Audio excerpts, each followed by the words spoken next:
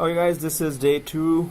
Day 1 we had an introduction with all the services and exams and what else we need to do. So I didn't record that lecture, so this is practically day 1. So I'll just put it, when I upload it on the YouTube, I'll put it as day 1, because later when students say, hey, where's day 1, where's day 1? So I'll just put it day 1, so nobody's confused. Okay, so let's get going with our slide. So these are the exams that we have, and we're going for, as we last discussed, as associate level, and it is associate level, AWS Certified Solutions Architect Associate. Do you think it will be possible to also go for SysOps as well? Or would that be a difficult? After this, yeah, it will be possible. It is okay to do that. Okay. So after that, yeah, SysOps looks better on your resume, Yes. but minimum That'll we be should be target associate. 1, that'll be target 2. Yeah, it's just 1,000 questions for AWS Associate only. If you have very good memory, then you will survive. So let's go ahead, guys.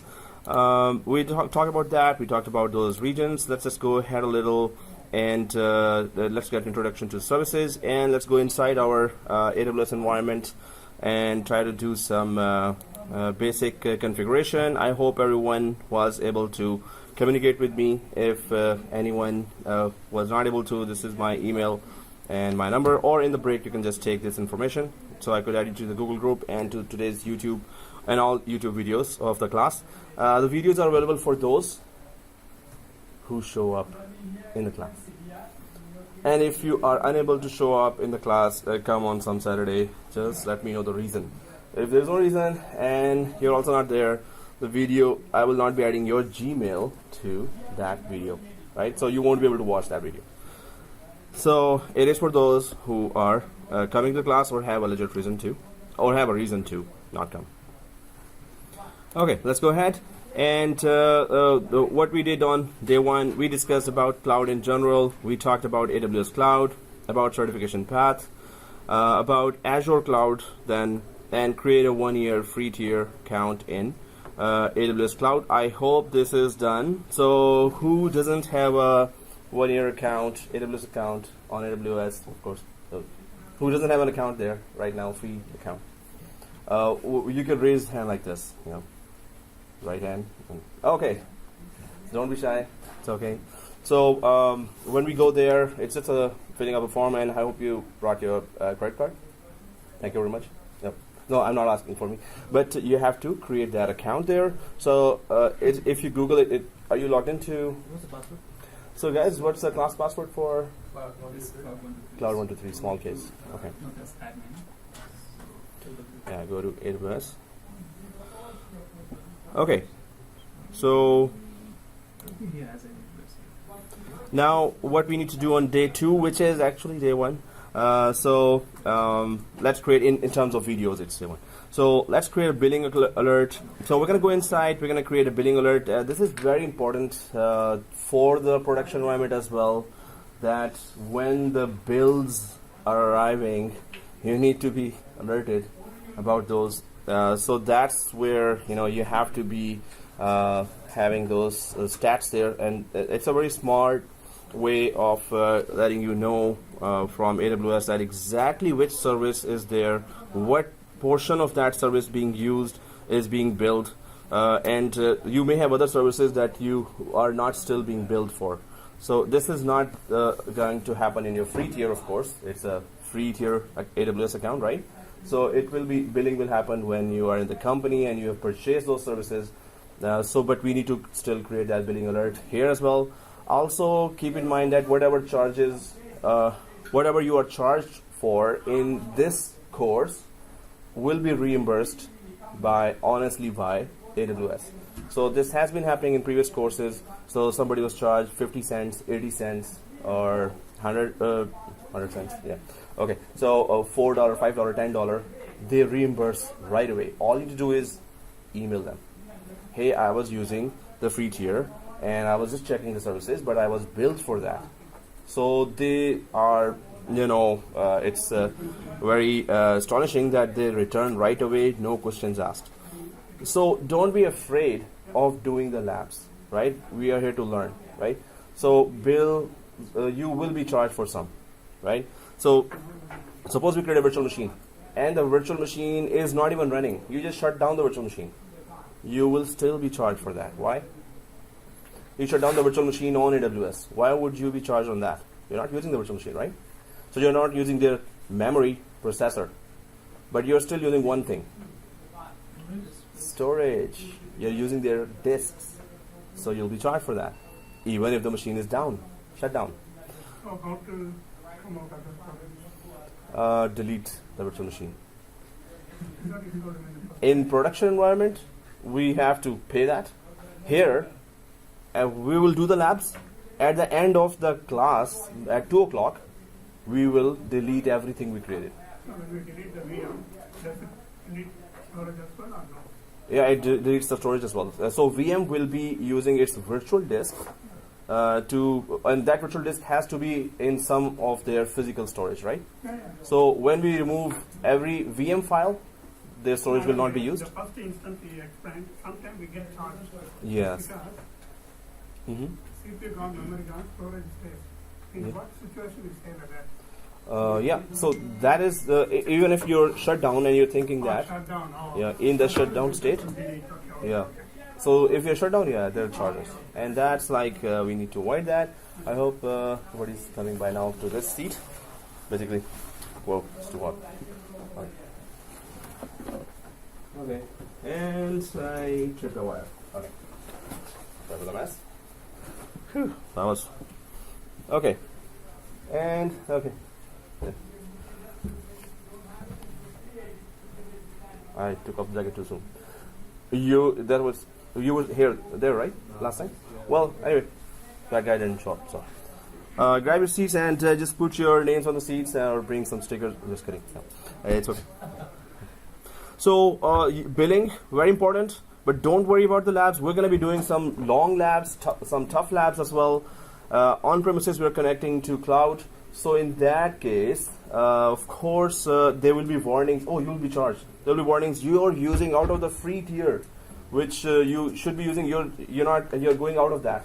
So don't worry about that, right? We are here to learn.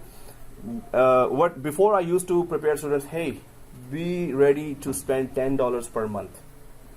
It's not going to go more than that, but be ready to spend $10 per month for whatever labs we do.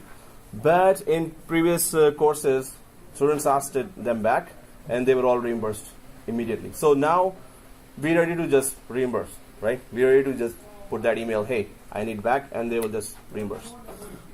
They better. Okay, so, no, they do. But some students in previous courses, they were like, oh, I'm not touching that. Ooh. So I'm doing that lab, okay, doesn't matter. But then you're not doing it. You will not have that confidence. You cannot just say, oh, I saw that, I know that. No. When you talk about that in the interview or to someone, if you haven't done it, that confidence will not be there, right?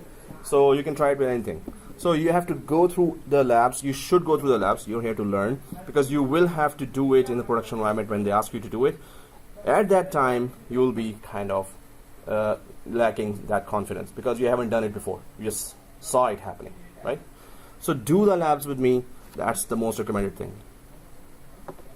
Okay, so we will have a brief intro of Amazon Web Services. There are 1,300 services, as I said last time.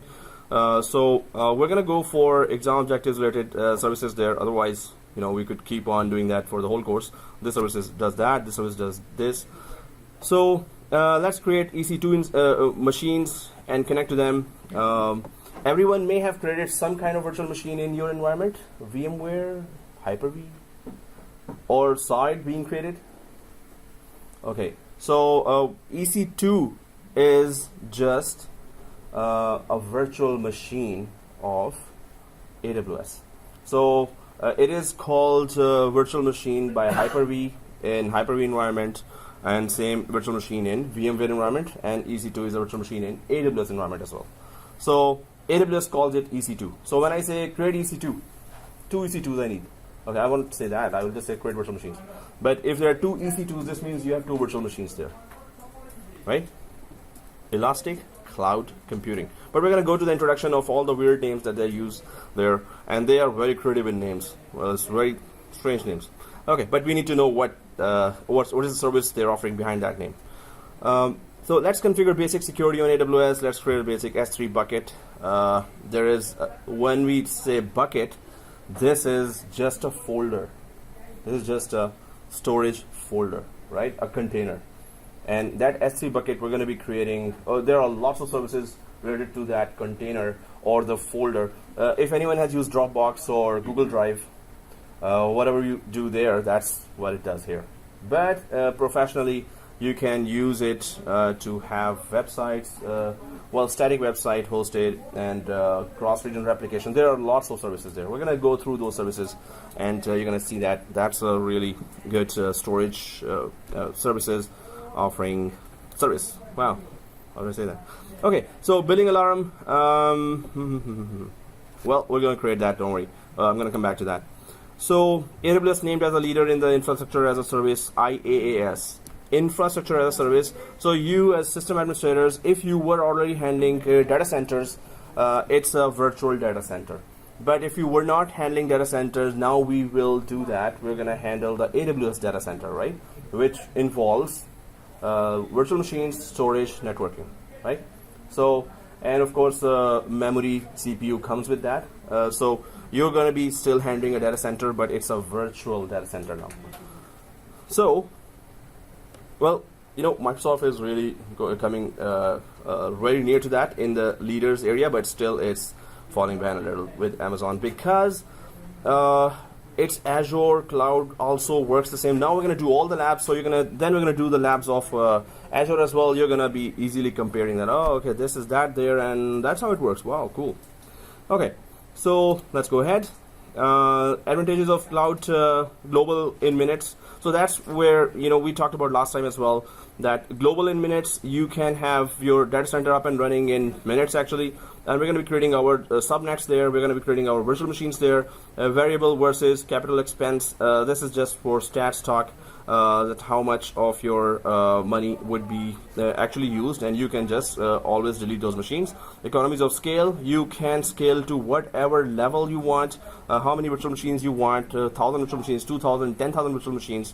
They have huge data centers to support that always. Increased speed and agility, focus on business differentiators, what type of businesses you have, and what kind of hardware you need for that, what kind of infrastructure you need for that. So all those differences in types of businesses are supported there. And stop guessing capacity. You don't have to guess, oh, I may need 5 servers or 20 servers maybe.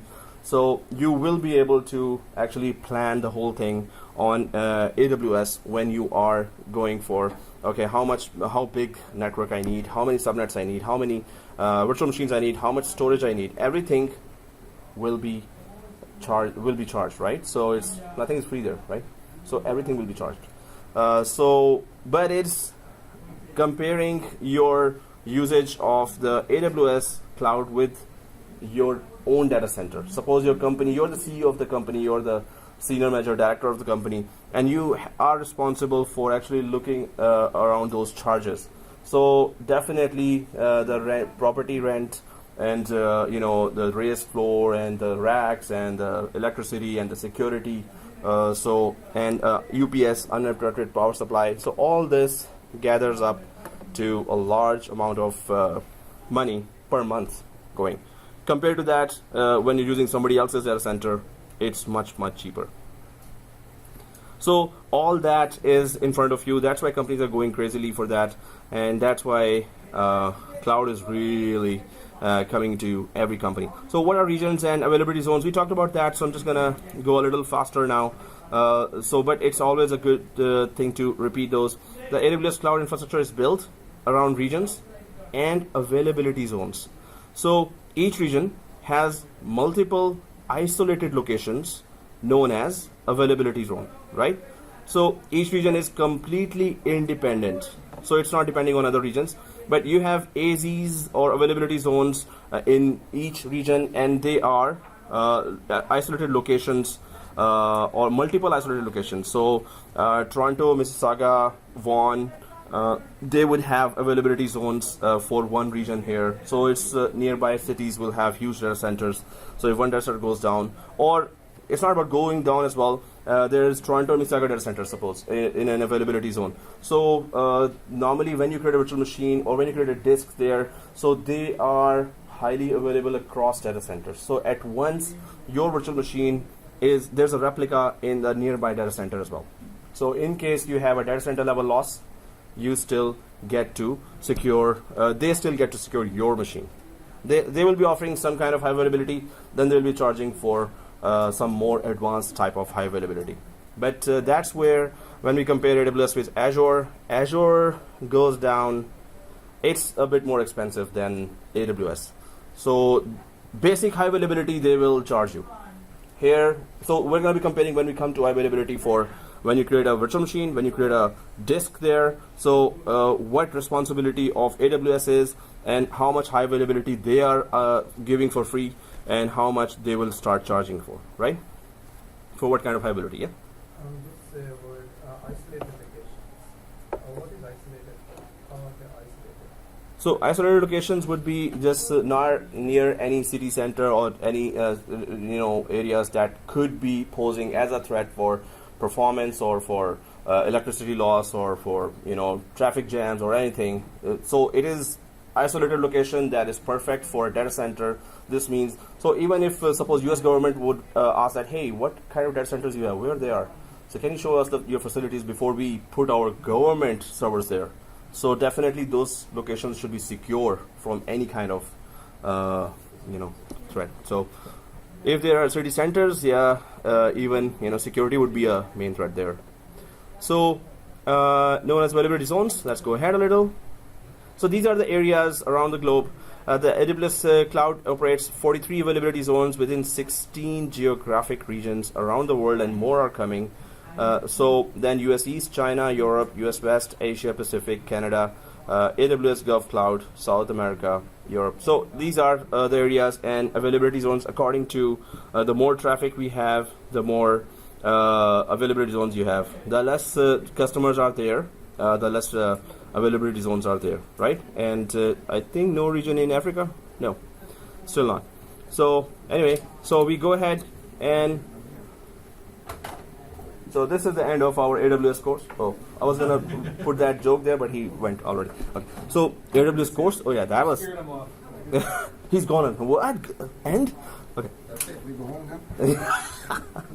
So each availability zone is isolated, but the availability zones in a region are connected through low latency links, right? So we're going to be going into the details of that as well, but you can see that just a high level picture of that. The availability zones are here within a region, they are nearby, and then they have low latency links. How low latency are these? We're going to be talking about that when we talk in detail for those data centers. Well, when you yeah. say low latency, do you mean by connectivity or by Connectivity. So how much time it takes for the data to have, okay, so replication between the two.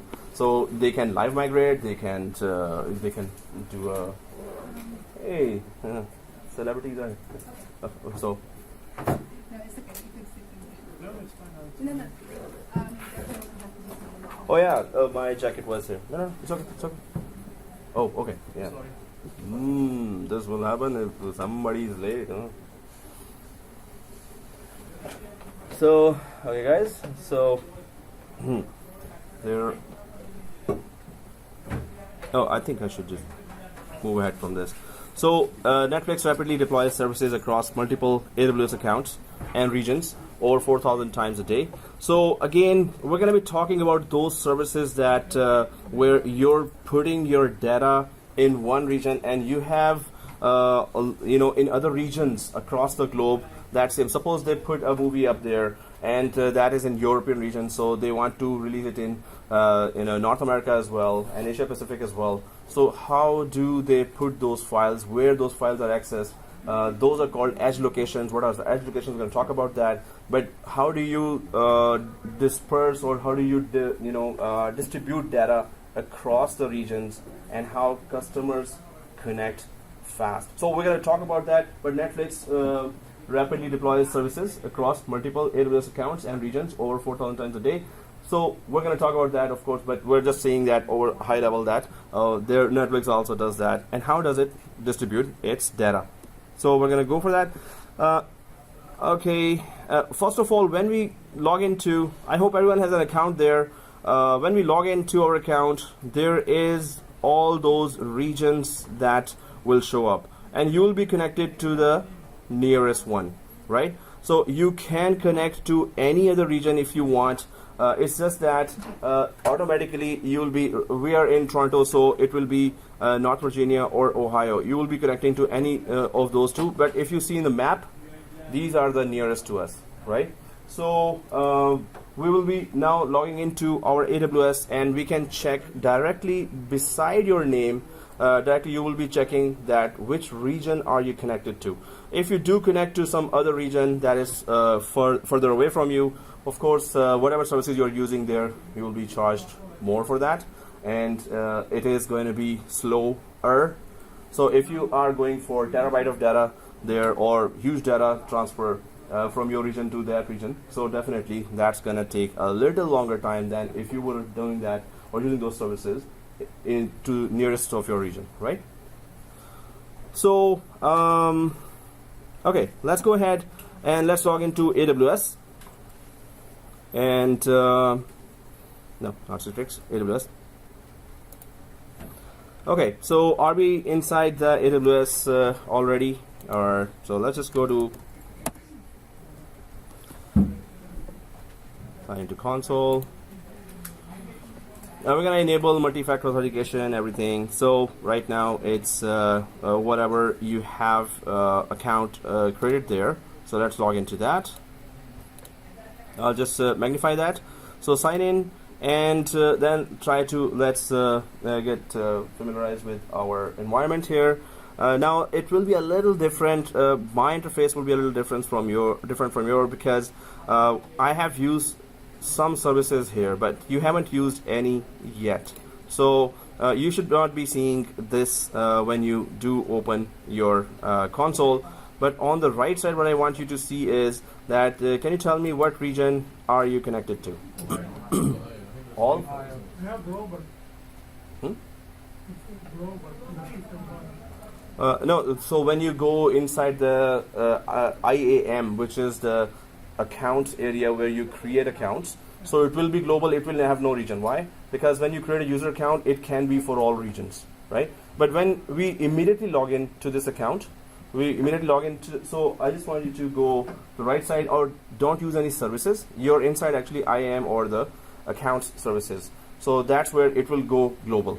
So let me just show you. If you go to the left side here, you can see services, and then it goes here. So all the services, 1,300 plus services are there. But if you see all the services, so click Karmaj, you can just click services. Yeah, okay. On the left side, do you see anything written here? Yeah, just say building, console zone, vCenter. Somebody is already exploring everything. That's good. So you've been going through to those areas. Okay, so that's why you will be seeing that. Otherwise, it should be empty because we haven't gone to any. So as soon as you click inside a service, it then shows you in the history that you've been there. That's it. Yeah. So it's nothing to worry about. Yeah. So wherever you went, it's just a history that you went there. Right? You're there.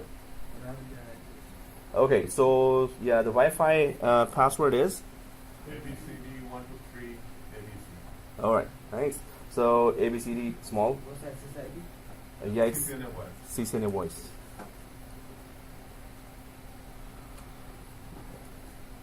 ABCD 1 2 3 ABC 1 2 3 small case. ABC 1 2 3 ABC. Yeah, just kidding. Yeah. So okay, guys. Here we have in previous courses. I was doing all those labs there, and there are much more that we deleted actually. So we can see all the services. Compute services are there, storage services are there, database services, migration services. I'm just on the services page here. The developer tools, if anyone is developer, that's where he should be. But I'm from the system administration side, so I kind of fly past this. But we're going to still have some introduction. So management tools here for monitoring and ops or operations, right? And logs. So media services here. Then machine learning, analytics. These are major categories, right? And security, identity, and compliance. That's where IAM. So everyone sees IAM here in security, identity, and compliance. Yes, yes. You're there, right? So if you click IAM, I just stopped here and let's show. So these are the area. This is a identity and access management. So you create users here, you create roles here, you create multi-factor authentication here. That would be, of course, the next things we're going to be doing. But on the right side, now what you see, click here where you were seeing all the regions. Now you see only global. Why? Because the user accounts are the same for all the regions. So when you're creating a user account, it's not going to be created on some specific region. Once you create a user account here, then you can apply it later to any regional services, right? But when you create a user account, when you configure multi-factor authentication, which we will be doing that, and when you configure anything related to user accounts, permissions, roles, that is global, that is not related to any region. There's no region related to that. You're not creating accounts for just Ohio. You're not creating user accounts for just European region, right? You globally create a user account. Then suppose you have a S3 service, storage service just in Ohio. You have S3 service just in European region, so or in Mumbai. So you will assign that globally created account to that specific regional service and give that account permission to use that service. So permission level would be administrator level or just end user level. So main thing, when you go for IAM or identity access and management, it has no region. That's the only service that when you go there, you will see that there are no regions. You will just create those user accounts and they are globally available for any other region to get connected to. So that's what I wanted to explain here, that the identity and access management is there. So let's go back to our services area here. And this is in security, identity, and compliance here, right? So I am Cognito, Guard Duty, Inspector, Amazon, Macy. Okay, it will single sign-on, and you after 2 or 3 months, you will see some new services pop up with some new weird name, right? So many of the names are not weird, but I don't know. So, but I'm just going for these services because we're going to be coming to this interface again and again to use some of the services. So mobile services, mobile hub, AWS AppSync, device farm. So some of the services I'll be giving some brief introduction now. Business productivity, Alexa for business, Amazon Chime, work docs, workmail. Anyone using Alexa for business? So it is the voice commands you can give, and you can make smart homes with this technology. You say it and it happens. Lights on, or everything. Make me a coffee and 2 sugar only. No, that doesn't. Alexa doesn't do that. So this all, of course, is advanced or artificial intelligence. Desktop and app streaming, workspaces, app stream. These are the applications for if you want to just configure your app stream. Like you have some presentation for your business and you want some platform to run it on, and the audience are global. So you can just go here, upload your file, configure it properly, and which regions you want to show that. So all the clients on that region will be able to access this service by streaming. So Internet of Things. What is Internet of Things? IoT. Everything except us. Everything else has whichever thing is an IP, and you can control through internet, through the network. That is Internet of Things. Even the sorry about that. The flashing? Yeah. The flash. I was watching the movie and the guy was Giving command there. yeah, with flashing the thing from outside. Okay, that's Internet of Things, right? It goes down to anything, right? So that's definitely so. AWS IoT. Every vendor is working on that. Then how do you control the devices? How do you control every feature of any hardware through Internet of Things? So there are many services that they're already offering here. And game development, Amazon, GameLift. But there is no, Bitcoin mining here. But you can still do that. Those who got just recently very rich, congratulations to those. If you had Bitcoins before and you... Okay, just kidding. So let's go ahead. And so now we have these services here, and we can we just logged into that. IAM would be the first place, of course, to go and try to do all the things. But one by one, we're going to go to all the services. And today we're going to just create our on-premises environment as well as the cloud environment. We're going to create virtual machine. We're going to connect to cloud as well from that virtual machine from our laptops or desktops. But one by one, we're going to do that. Let's go back to our introduction to services. If you don't know all the services there, of course, you cannot introduce them to anyone else as well, right? And again, yes, guys, in the break, I would be needing your Gmails. There are two here who did not come in first class. You were not in first class, right?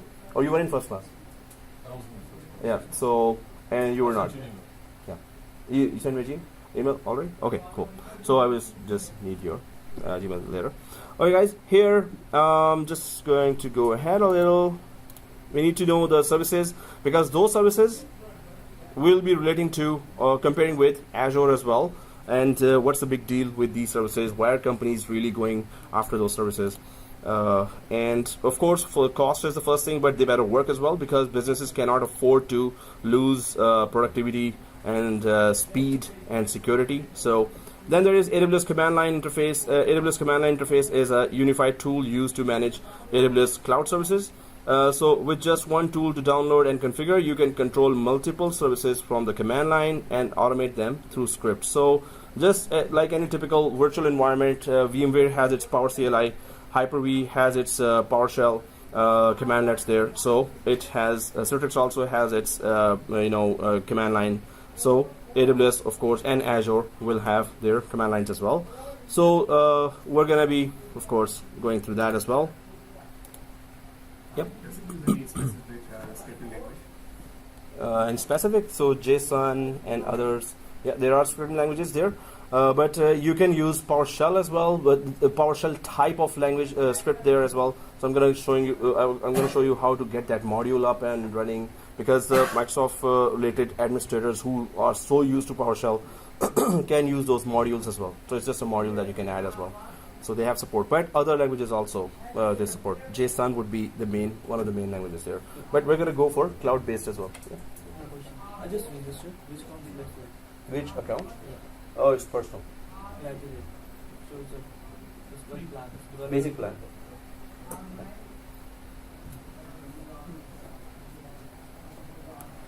Yeah, that's the rest of the form.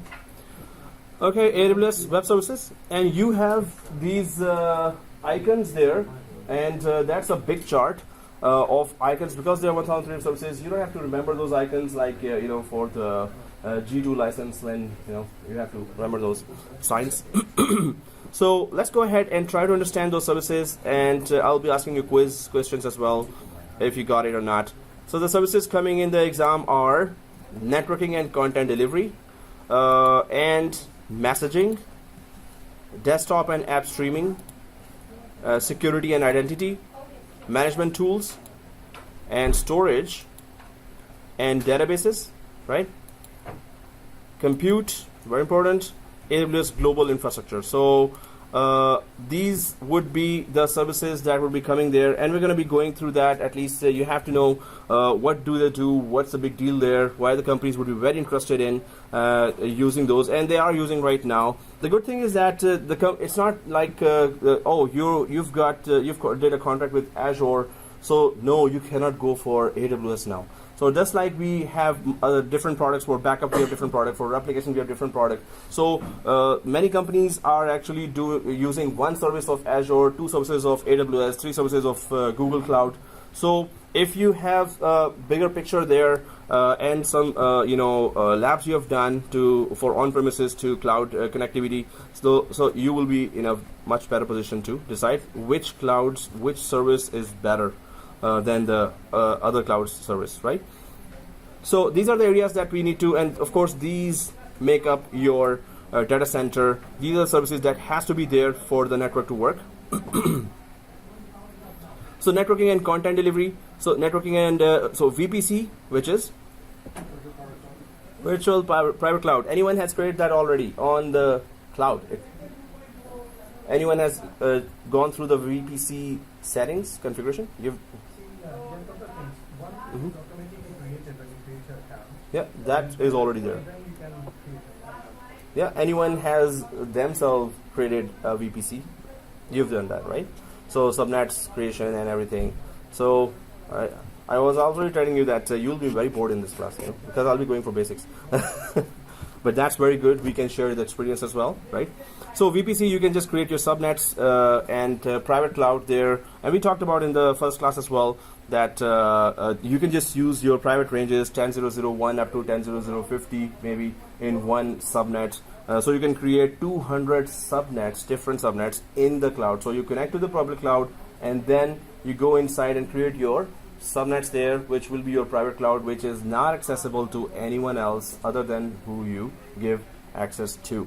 So very interesting. And VPC is also it is called VNet in Azure, and this is VPC here in AWS. So concept is same. You can create your private network there, testing environment there, or backend servers you can put there, very secure areas. So you can create there. So CloudFront, Direct Connect, Route 53. These are major services that are being used a lot, large scale by companies. So what are those? First of all, the virtual private cloud here. Amazon Virtual Private Cloud lets organizations provision a logically isolated section of the AWS cloud where they can launch AWS resources in a virtual network that they define. So you can define your own network. You can make your own traffic flow there within the virtual machine. Within the subnets, you can create as many virtual machines. This network can only connect to this network, but this cannot connect to the third or fourth or fifth subnet there. That's your own private network and traffic flow that you can create by enabling routing there, gateways there. Yep. So within the AWS cloud, can you introduce Azure applications? Azure cloud applications will be only available, or Azure cloud services will be only available on Azure cloud itself. Okay. AWS services there, but Microsoft applications they are there, of course, when you create a subnet inside the VPC. Then you create virtual machines inside. Inside virtual machines, either you have Linux or Windows operating system. So on top of that, you can put Exchange Server, you can put SCOM, you can put SCCM, you can put all those Citrix even. Yeah. For the availability zone, subnet is specific to that zone? Yeah. So cross availability zone and replication of those machines within the subnet, or even cross subscription. There are different rules there for that, but definitely it is for that availability zone. Like in GCP, you can stretch it across. No, we can stretch it across. It's just that then it's not free. But you can do that. You can have cross-region replication available. You can expand your layer too. Yeah. And you're talking about Google Cloud? Yeah. Okay. Yeah. It's so later maybe in next courses I'll be adding Google Cloud as well here, just to compare, right? So, but anyway, that's good to share the experience. Yeah. Definitely. Yeah, it's going to just cost. Even there, it's gonna cost, right? It's free. Yeah. Well, Nothing's free. yeah, nothing free, right? Yeah, okay. So, okay, guys, here we can go ahead and talk about organizations have complete control over the virtual environment, including selection of the IP address range, creation of subnets, and configuration of route tables and network gateways. So when you're connecting from your on-premises to the cloud, you define everything just like you would define in any data center. And what kind of bandwidth you need there, what kind of security setup you need there, VPN connection, what protocols you want to use. So if there are these three subnets there, you can see a lot of virtual machines, and you can just define the traffic flow between them, also making one a test environment, others as backend to the front-end servers there. So everything can be defined there for your private network. Oh, okay. So yeah, sometimes there's a stretch, or there's like, and I think, oh, there's a question, huh? I just kidding. So in addition, organizations can extend their corporate data center networks to AWS. Extend, right? That's the main thing, and that's what you will be seeing in nearly every company, that they have their on-premises data center and they want to extend it to cloud. Some have been doing a lot of big mistakes or blunders as well. In previous class, there was a student who was just saying that they used express route, which is a dedicated line from on-premises to their Azure cloud. And then they have their critical machines in one subscription, one kind of account they created, and the express route was connected to another subscription, which is another account. So then they realized that those critical machines cannot be shifted to the other subscription, or they cannot be shifted. You can do that, but cannot be replicated to the other subscription.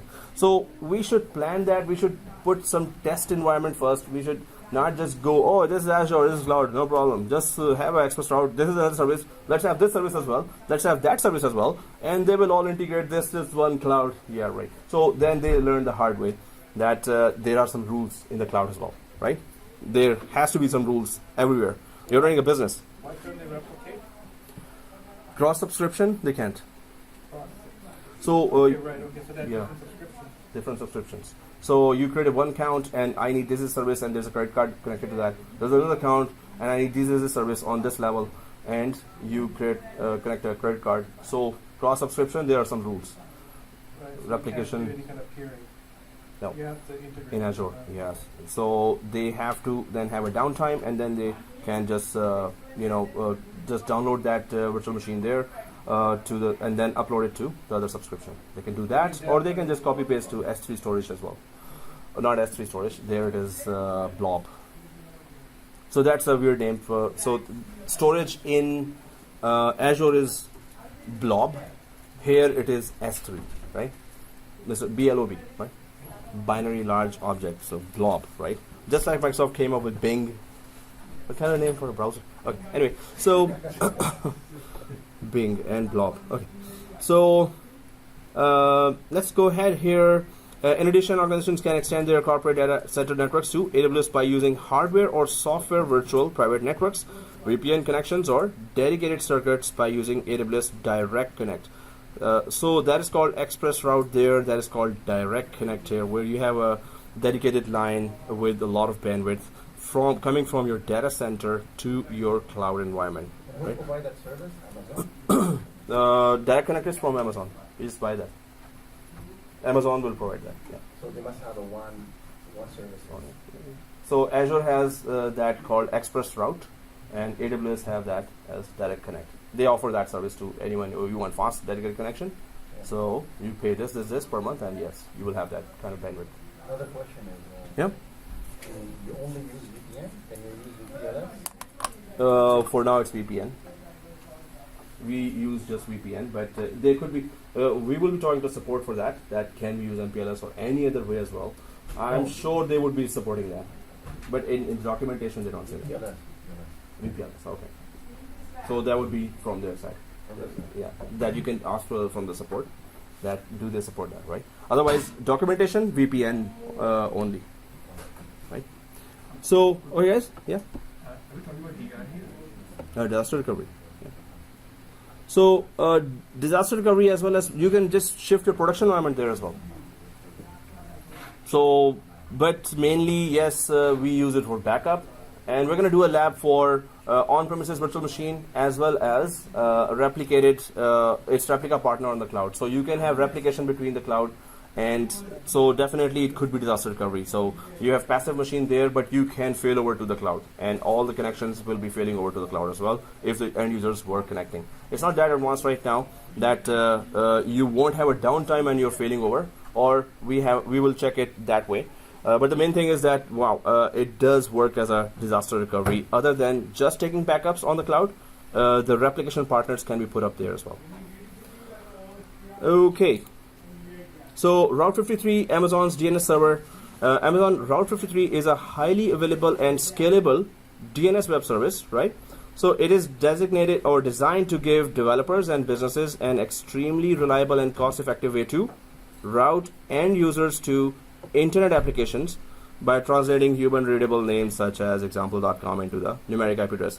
So it is a online DNS. If you have ever used dynamic DNS, or there are many other DNS services on the websites on the internet that can just redirect. They give you a name there. If you don't have a static IP, they can just reroute your.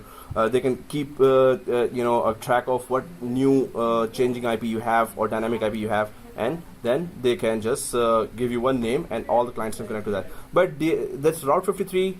Again, it's a DNS redirector there. Also, it is a registrar. You can buy domains from there, but it's not like GoDaddy. It's a little more expensive. Other than that, Amazon Route 53 also serves as domain registrar, allowing you to purchase and manage domains directly from AWS. Important for exam and interview. So it's a DNS resolver. You can use that for any type of task. When you create subnets there, you need to have some kind of name resolution services there. When you do create subnet, DNS automatically gets activated anyway. So we're going to check that all steps are there, and how do we actually configure those subnets, and how do we. So DNS is one thing that you don't have to worry about. DHCP is another thing you don't have to worry about. They will all be available for your virtual machines as soon as you create virtual machines there. Now, true or false? VPC gives solid name resolution services to end users. True or false? Is it true or false? False? Are you sure? I'm just confusing you. Yeah. So VPC gives solid name resolution services to end users, right? So it is true or false? Why are we confused at that? VPC. What is VPC? Virtual Private Cloud. Does it do name resolution? Yes. It has one of the services called name resolution, but is that its primary role? Does VPC only do name resolution, or is VPC created for name resolution? Okay. This means I was like blah blah blah blah, and you were like not, and like we're all calling it a day. Yeah, we understood. No, we did not. VPC is Virtual Private Cloud. Route 53 is DNS. VPC has DNS working inside. VPC has DHCP working inside VPC. But the purpose of VPC is to create private networks in the cloud. Route 53 is the DNS that offers you name resolution, right? So VPC does not give solid name resolution services to end users. That's not the purpose of VPC. That's the purpose of that other guy, Route 53. So name resolution as a basic service is being provided by Route 53, right? So Route 53, second, true or false? Route 53 can be used to create customer private networks. Seriously? No. Why did I just put it there? Okay. It's just the TCP port for DNS. Yeah, port 53, exactly. That's it. And all the DNS services, subdomains it provides. So definitely Route 53 does this, and VPC does this, right? So, hey, I had the answer already in the second line. Come on, guys. So, okay, that was alert number 1. Because if I go blah, blah, blah, blah, blah, blah, and you're like, oh yeah, today there's a party. Tomorrow we're going to some place. Okay. So anyway, so that's like a wake-up call. Like, hey, hello, everyone's inside the class. So more true or false are coming now. Let's see, because that was total silent class. When you should be saying false like that. Instead, there was like Tick tock. Okay. Anyway, so let's go ahead. CloudFront. What is CloudFront? Amazon CloudFront is a content delivery web service. So of course, Netflix, very big example, but any company having global clients will have some digital content to distribute across the regions to all its offices. So definitely that content delivery network has to be established first, right? So it integrates with other AWS cloud services to give developers and businesses an easy way to distribute content to users across the world. Okay, how? With low latency, like very fast, high data transfer speeds, and no minimum usage commitments. So, well, there is one. But anyway, how can you distribute very fast any media service, any content to all your clients if they are across the globe? Through edge location. So what is that? Amazon CloudFront can be used to deliver your entire website, including dynamic, static, streaming, especially streaming, and interactive content using a global network of edge locations. So what are those? So edge locations normally cache the content. So it caches the content of that. Suppose that there's a Finding Nemo movie there. It's too old, right? What's the new one? Finding Nemo, right? Anyone seen it? Incredibles. The new Incredibles. The part 2? Oh. Okay, so Incredibles, if that's the movie, so some haven't seen that, so we can only mention that movie which everyone has seen, right? Not just me. Okay, so if there is any content there, MP4 file there, so if it is located in, suppose, Ohio region, right? So your customers are across the globe right now. So one customer from European region will access that file from Ohio region, right? So that file will take a little longer to download for that customer, but it will be downloaded to the nearest edge location in the European region, nearest edge location. Now the next customers obviously will be picking up that file from that nearest edge location. So whichever first user was there had to access that file, it will be coming from that main office other region, but all others will be accessing from the nearest edge location, because that file will be transferred thanks to the first customer. That file will transfer to the nearest edge location for 4 hours. If within 4 hours the next customer does not click it or is it not used, so it will be deleted from there. Unless you want that file to be there for more than 4 hours, you pay for that, right? So if there are so many customers in European region and you've put that file up there and in Ohio region, so it is downloaded to the European region nearest edge location. Now customers are accessing that file every minute or every hour, as long as it's not 4 hours of no use, so the file will stay there for days or weeks, or within 4 hours somebody has to click that file for the file to stay there, right? So that's the rule. What is the purpose of this? Like, usually we use it during the conference hours. So there's daytime in European side, there's nighttime here, then there's daytime here, and nighttime there. So, and different time zones there. So there could be a lot of traffic day and night going there.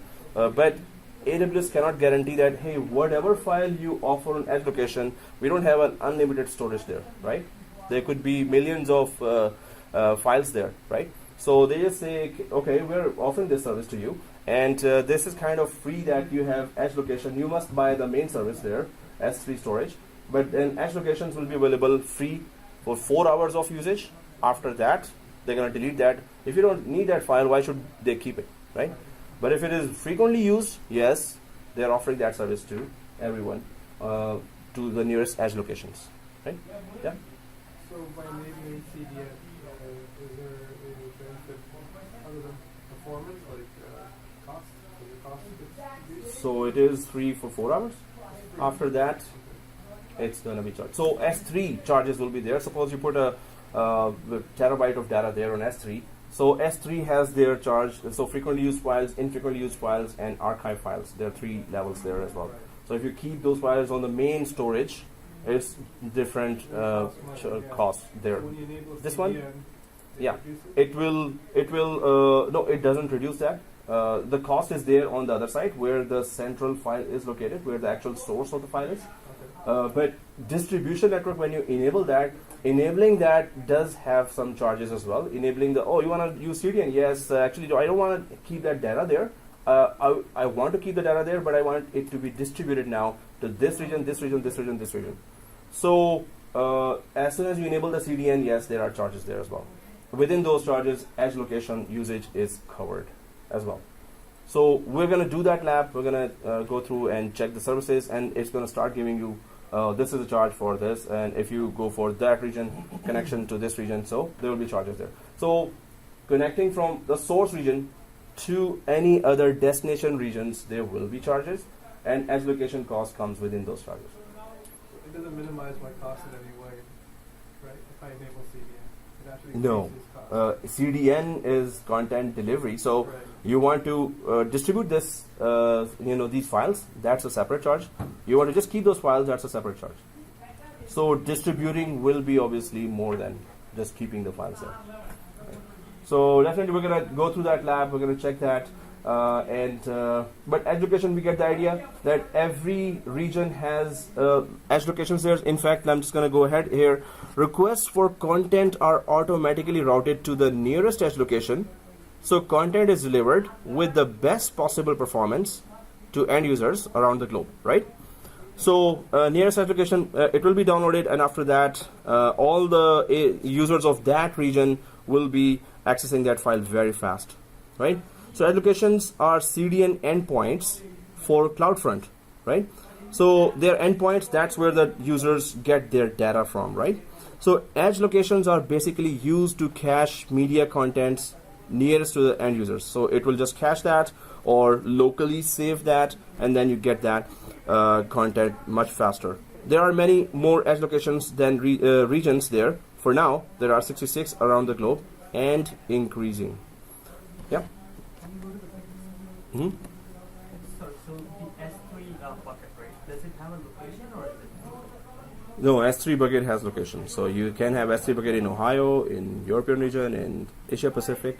Because when you look here on the storage options, it doesn't show you any options. Oh, okay, so that would be after you have created a bucket. After we have created that. So we're going to be creating that container there, and then we're going to be deleting that as well. But we're going to be creating that, and then we're going to check that which location you want it in. Okay, so edge locations, and then we understand the edge location now. Use edge locations to serve content close to your customers, where end users, yeah, we just talked about that. Okay, it is like front end for the service we access, which are located in AWS Cloud. There are many more edge locations than, 66. Okay, for now 66. True or false? Edge locations are available for media content that needs to be cached so end users can access it much faster the second time. Is it true or is it false? True. True? You sure? Anyone else want to take part in this? True? False? True? True? True. Okay. So that's a lot of truths, right? Yeah, it is true. Partially true. Hey, that's not fair. Okay, so partially true? No, true. Okay, so Partially true. It's partially true in the sense that it is not only media content. Okay, so educations are for any yeah, which are file. file. But AWS in documentation says website. So websites, when you put, there are Excel file, and all kinds of files are there, definitely. So partially true. Oh, okay. This is a statement coming from the documentation of AWS. Okay, so from that point of view, that's true or false. Okay. If I was to give my points. We have only options, true or false. You don't have So yeah, it's just true. Yeah. Okay. We'll stick to That's all. true. Click on. But next time I'll add partially true, true, or false, or partially false. Well, the answer is true, but Okay. what a massive answer. So AWS Direct Connect, what is that? So AWS Direct Connect allows organizations to establish. Oh, you guys, one more time.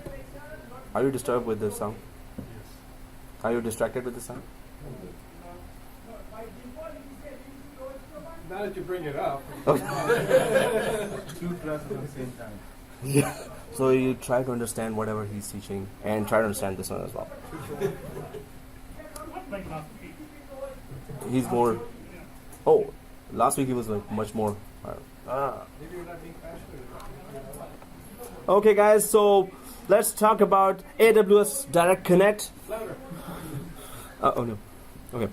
Allows organizations to establish a dedicated network connection from their data center to AWS. Yeah, it's, pretty. So Direct Connect would just give you dedicated line there from your on-premises to cloud. And AWS Direct Connect makes it easy to scale your connection to meet your needs. Okay. So AWS Direct Connect provides 1 Gbps and 10 Gbps connections. That's the actual stats. And you can easily provision multiple connections if you need more capacity. I think I'm making conscious now. Okay. Yeah, you're right. So, He's getting passionate over the time. so Can we turn this? yeah. You're okay with that, fan? Yeah. Okay. You have a jacket on, right? So, okay. No, it's not good, but when you want to turn it off, let me know. Right? Okay. So, okay, guys, here 1 Gbps and 10 Gbps connections there, and you can easily provision multiple connections. So that's the limit there, or bandwidth there. So you can also use AWS Direct Connect instead of establishing a VPN connection over the internet to your Amazon VPC, avoiding the need to utilize VPN hardware that frequently can't support data transfer rates above 4 Gbps. Really? VPN hardware cannot support data transfers more than... Hey, we got CCIEs in the class. Come on. So, have anyone used a hardware that supports more, a VPN hardware that supports more than 4 Gbps?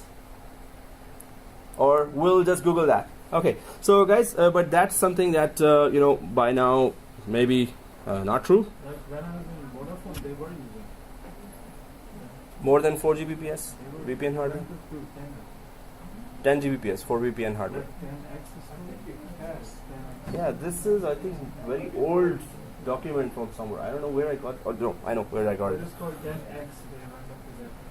Yeah, this is okay, guys. So it is. We can safely say that there's more. We can support. As long as the answer is right. So yeah, now no, they are changing the exam so fast now. We're scared. So, and anyone intending to give the exam after this course, the AWS exam? Anyone? Oh, okay. A lot of us. Because you should be certified ASAP, because there may be many good opportunities coming for those who have done the certification, right? So after going through this course and then Azure as well, Azure exam is 70-533, and this is just AWS Solutions Architect. So the strategy for that, we're going to discuss that as well. You may even start reading now if you want. So anyway, let's go ahead a little, because these questions will be in the exam. They're just 1,000 questions there. Oops. Okay, actually 982, not 1,000. So Exams, sorry, can I ask? yeah, sure, please. About exams, it's MCQs or it's a lab question? MCQs, but every question is having a big scenario, and then it gets trickier that the next question is the exact same but little difference. So we actually have to read it. Oh no, we have to read it, right? We have to understand that. But the students, the previous course, they are still preparing for that exam, and we changed some sites for sample questions. And now, well, I'm waiting for some good news. So anyway, but they're saying it's tough already just to start preparing, and they started late. So for you guys, if you really want that certification, it's not like you really want, you should have that certification. You may by the mid of the course or near the end, you should start preparing right away. Or when AWS stops and Azure starts, please start reading. You mentioned in the any students contribute $20, you are going to take sample question paper from what is that? Oh yeah, so that I need to stop the video for. And let's go for, well, I normally don't go for long lectures. Without labs we lose interest. So you can sign up for AWS Direct Connect service quickly and easily use the easily using the AWS Management Console, and go for the console provides a single view to efficiently manage all your connections and virtual interfaces. When you do sign up for that, you can also download customized router templates for your networking equipment after configuring one or more virtual interfaces. So there will be router templates there that we're going to go through that, at least some of the services we're going to click. We're not going to be actually implementing those services. We're going to click that and we're going to see some options and cost options and services options, and then we're just going to cancel out before the end of it. And some of the services we're going to actually use them and to connect to our on-premises environment. So let's go ahead. AWS Compute. So EC2 Container Service, Lightsail, Elastic Beanstalk, Lambda, Batch. Wow, see, creativity of names. So here, well, this is not EC2 Compute related. This is actually the data transfer. You know, if you want to transfer petabyte of data, petabyte comes after terabyte, and after petabyte there is exabyte, or it's lunchtime bytes, you know. Okay, anyway, so EC2 containers, Lightsail. So these are all the different names, but what is EC2? So it is a virtual machine in the cloud. We're about to create that, and Amazon Elastic Compute Cloud, EC2, right? There are two C's here, right? So is a web service that provides resizable compute capacity in the cloud, right? And allows organizations to obtain and configure virtual servers in Amazon's data centers, and to harness those resources to build and host software systems. Of course, you have virtual machines, as many as you want. You can create those and connect to them, either Linux or Windows, right? And let's go create one. So organizations can select from a variety of operating systems and resource configurations, memory, CPU, storage, and so on, that are optimal for the application profile of each workload. So we, in our free storage tier, free tier actually, we cannot go more than certain amount of RAM, certain amount of networks, bandwidth, certain amount of CPU. So we will be creating that, but it's going to, so AWS is smart in that it tells you that where is your free tier limit ending. It tells you that. Azure, it doesn't tell you that. So good luck. No, I'm going to tell you that where you need to use Azure and where you don't. Last course, I just aggressively went without caring about the cost, and but the good strategy was, as soon as we created a big lab, we deleted it by the end of the class. So no charges. That was cool. And I'm on my on Azure. I'm on pay as you go. So my free trial ended with this credit card and email 4 years ago. So I'm still using that Azure and no charges for now. Wow, that's amazing. Or maybe they'll just send me a $2 million bill after 10 years. So no, just kidding. I hope. So here, Amazon EC2 presents a true virtual computing environment, allowing organizations to launch compute resources with a variety of operating systems. Yes, there's a very big variety of operating systems. Load them with custom applications. Yes, there are many ready-made images available out there, and manage network access permissions while maintaining complete control. Okay, so let's create that. Yay. Okay, so let's go for EC2, guys. Let's create a virtual machine. Now, what is the plan? We're going to create a virtual machine. We're going to define the storage, define the network, and it will give you public key and private key. And so main message here: don't go ahead of me. Thank you very much. Or you're gonna learn the hard way that you should not have gone ahead of me, right? So if you obviously see, oh, he's gonna let's finish. I know. And then I say, no, do this, and oh, did you already get finished? Yes, sir. No. Where's the key? What key? So yeah, avoid those situations. So if I haven't gone ahead, please don't go ahead. That's a request. You'll know it anyway. So let's go ahead to create a virtual machine here. Let's try to understand the whole process there. What is what there, and how do we connect from our laptop or desktops to that virtual machine after that virtual machine is created in the cloud, right? So what are the security measures there, and how secure that connection is? Can we just create on public machines, or do we have to be very careful about that? So we're going to check all that now. So let's go to our AWS console here. I think we're already inside that, so I'm just going to magnify a little more.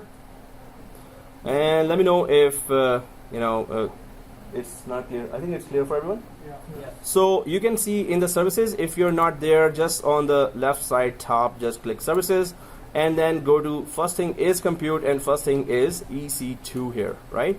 So let's go for this. This is the virtual machine interface. So let's click that, EC2. We're going to be doing a lot of labs there for EC2, right? So let's go for EC2 and try to connect.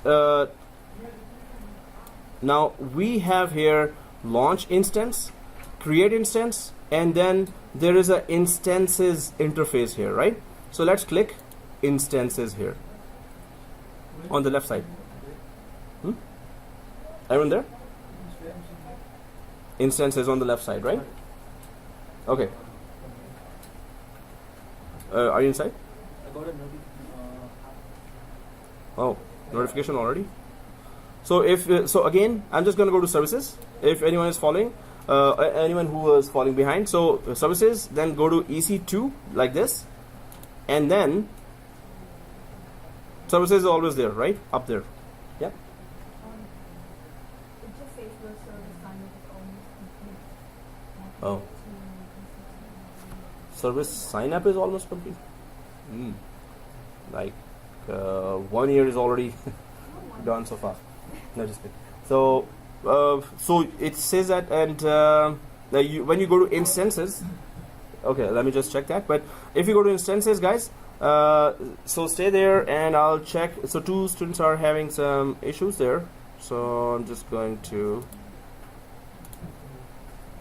now. So when we go to this instances area, on the right side you can see this notifications.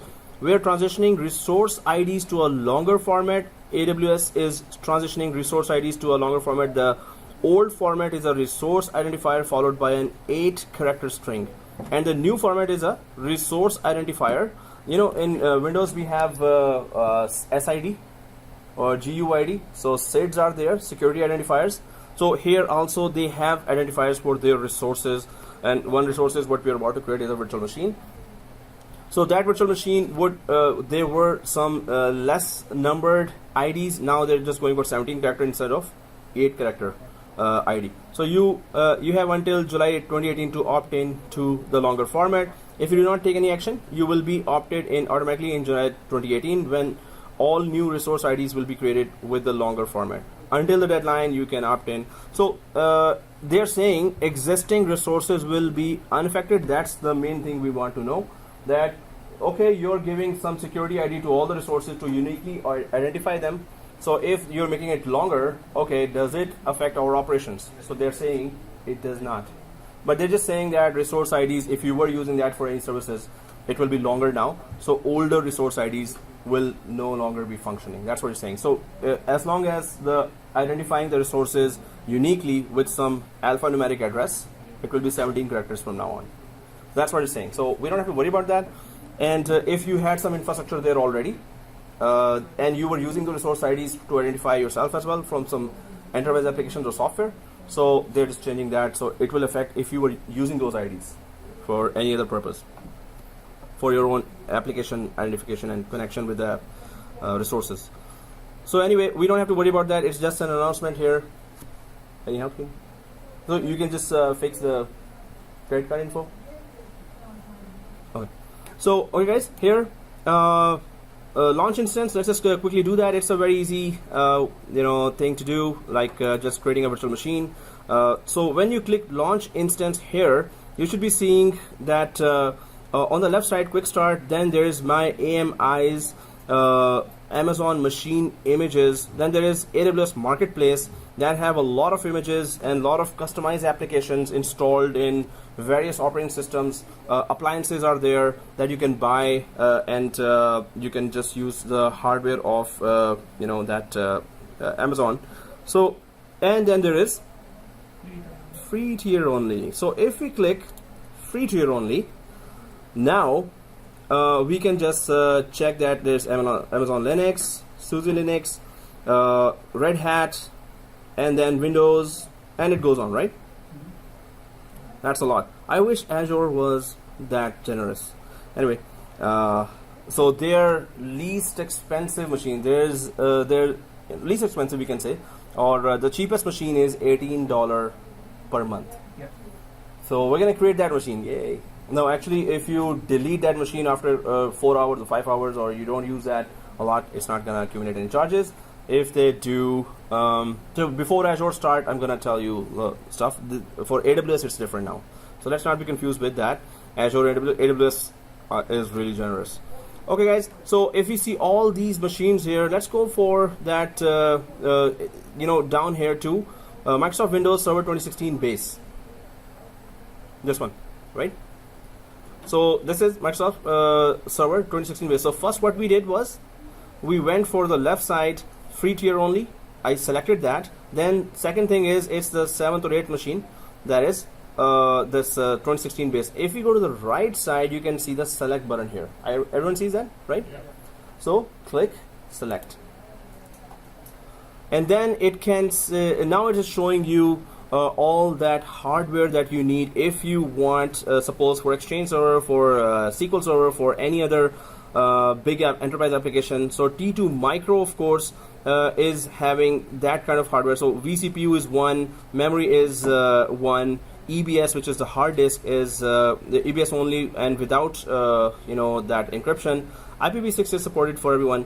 But the main thing is, if you go down here a bit more to the this, scroll down, so you can see on the left side M5 extra large, M5 12x large, M5 4x large, then M4, then C5 extra large. You can see that the vCPU, the memory is increasing. Of course, whichever you select, it will be then charges will be there. So, but for every type of scenario, they have every type of hardware. So there is memory optimized here. You can see that as well.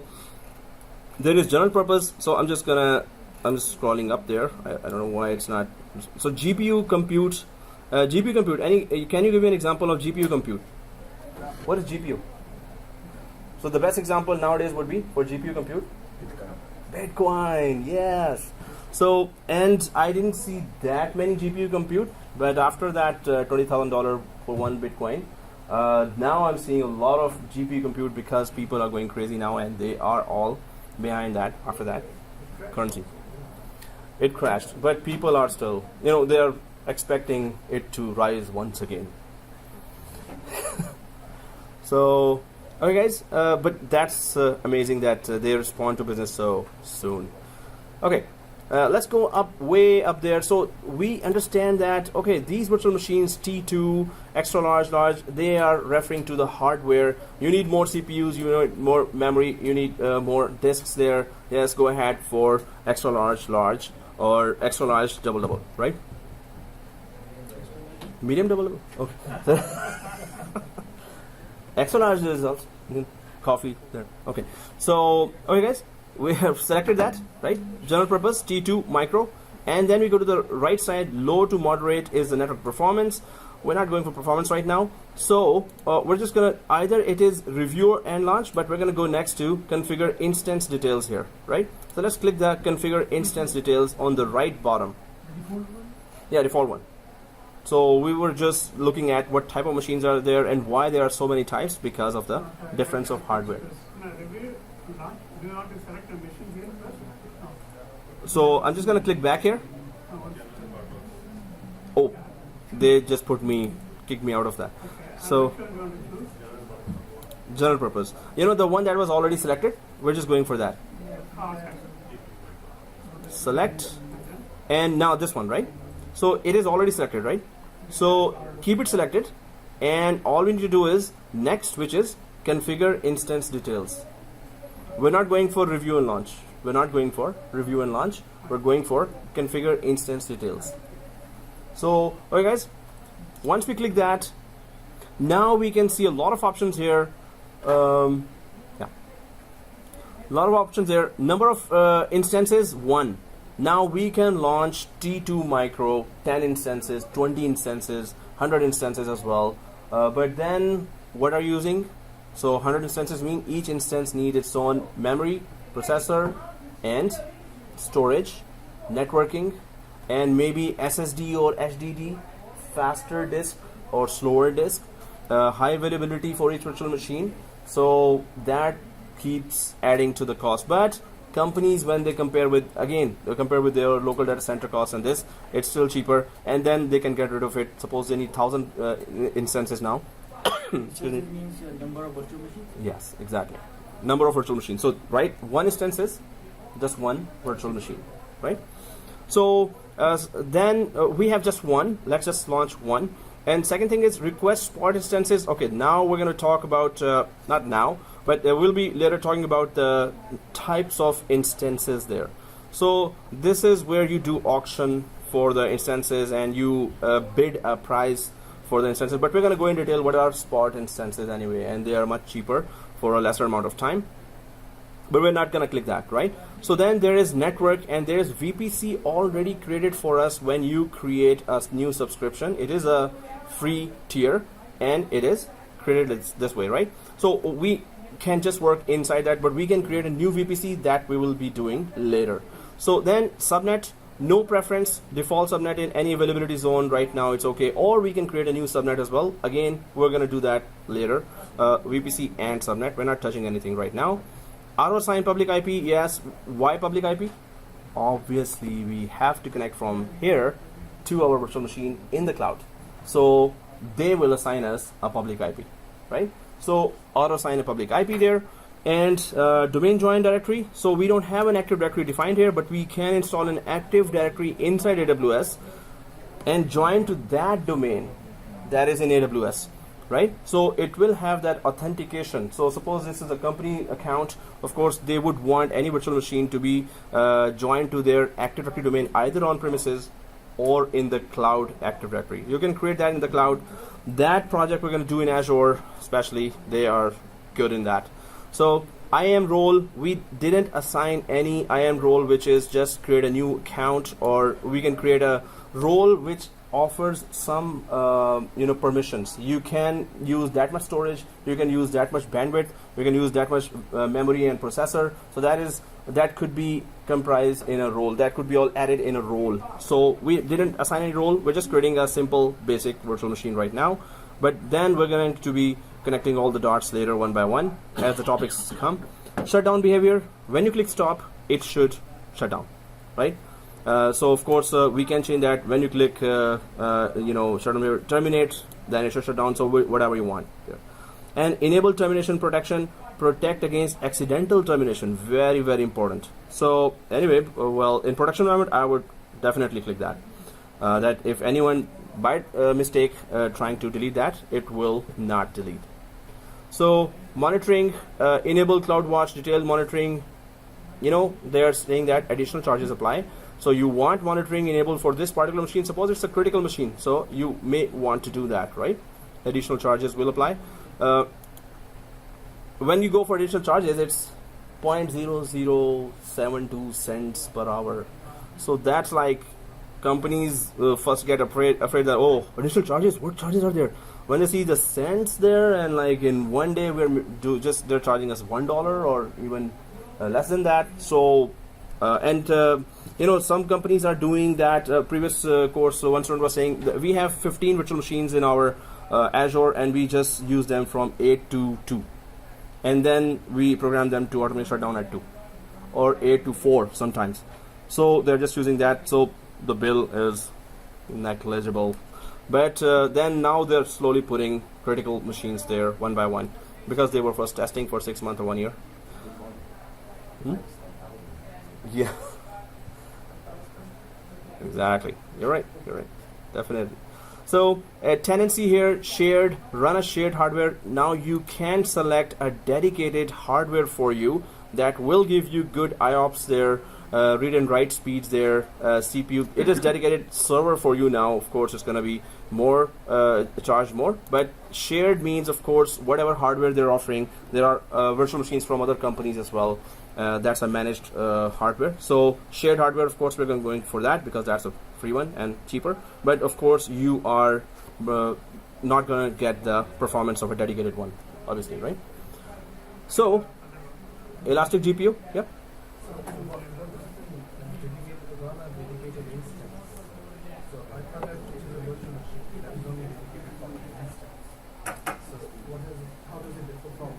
Dedicated instance, is it mentioned here? Yeah, so dedicated instance is that hardware. You're going for that hardware. So we're going to be going for shared hardware, dedicated hardware, spot instances. So it will offer you a specific hardware that is just yours, that is not shared. Mainly, it is not shared hardware that they will give you. So hence, performance will be much better. And suppose there is some downtime there, so they have that dedicated hardware available for you. So if it is not being shared, you don't compromise with the performance there. It's just dedicated hardware for you from AWS. Elastic GPU here, add GPU. Now that's of course the talk of the day. So if you want to add more GPUs for your Bitcoin mining, if you're doing that, so there it is. So T2 Unlimited enable. So again, this is enable T2 Unlimited allows applications to burst beyond the baseline for as long as needed at any time. If the average CPU utilization of the instance is at or below the baseline, the hourly instance price automatically covers all usage. Otherwise, all usage above baseline is billed. Anyway, what it says is, hey, you want more processor? You'll get that. T2 is just, there's this T2 Micro. It has just one vCPU. One memory of I think 4 GB, or actually it's not 4 GB, it's 1 GB or less than that. So if you want more of the hardware, so if you used it less than an hour, you will not be charged for that. But if you used it more than an hour, then it will be all billed to you. And T2 Unlimited means you need more CPU, you will get that. You need more memory, you'll get that. Yeah. So what's the baseline for what is the CPU? Baseline was, yeah, when you selected that T2 Micro, that was a baseline. One vCPU there, one memory there. So more than that, they will charge you if you have kept on using that for an hour. Yep. In Tansy, the third option is dedicated host.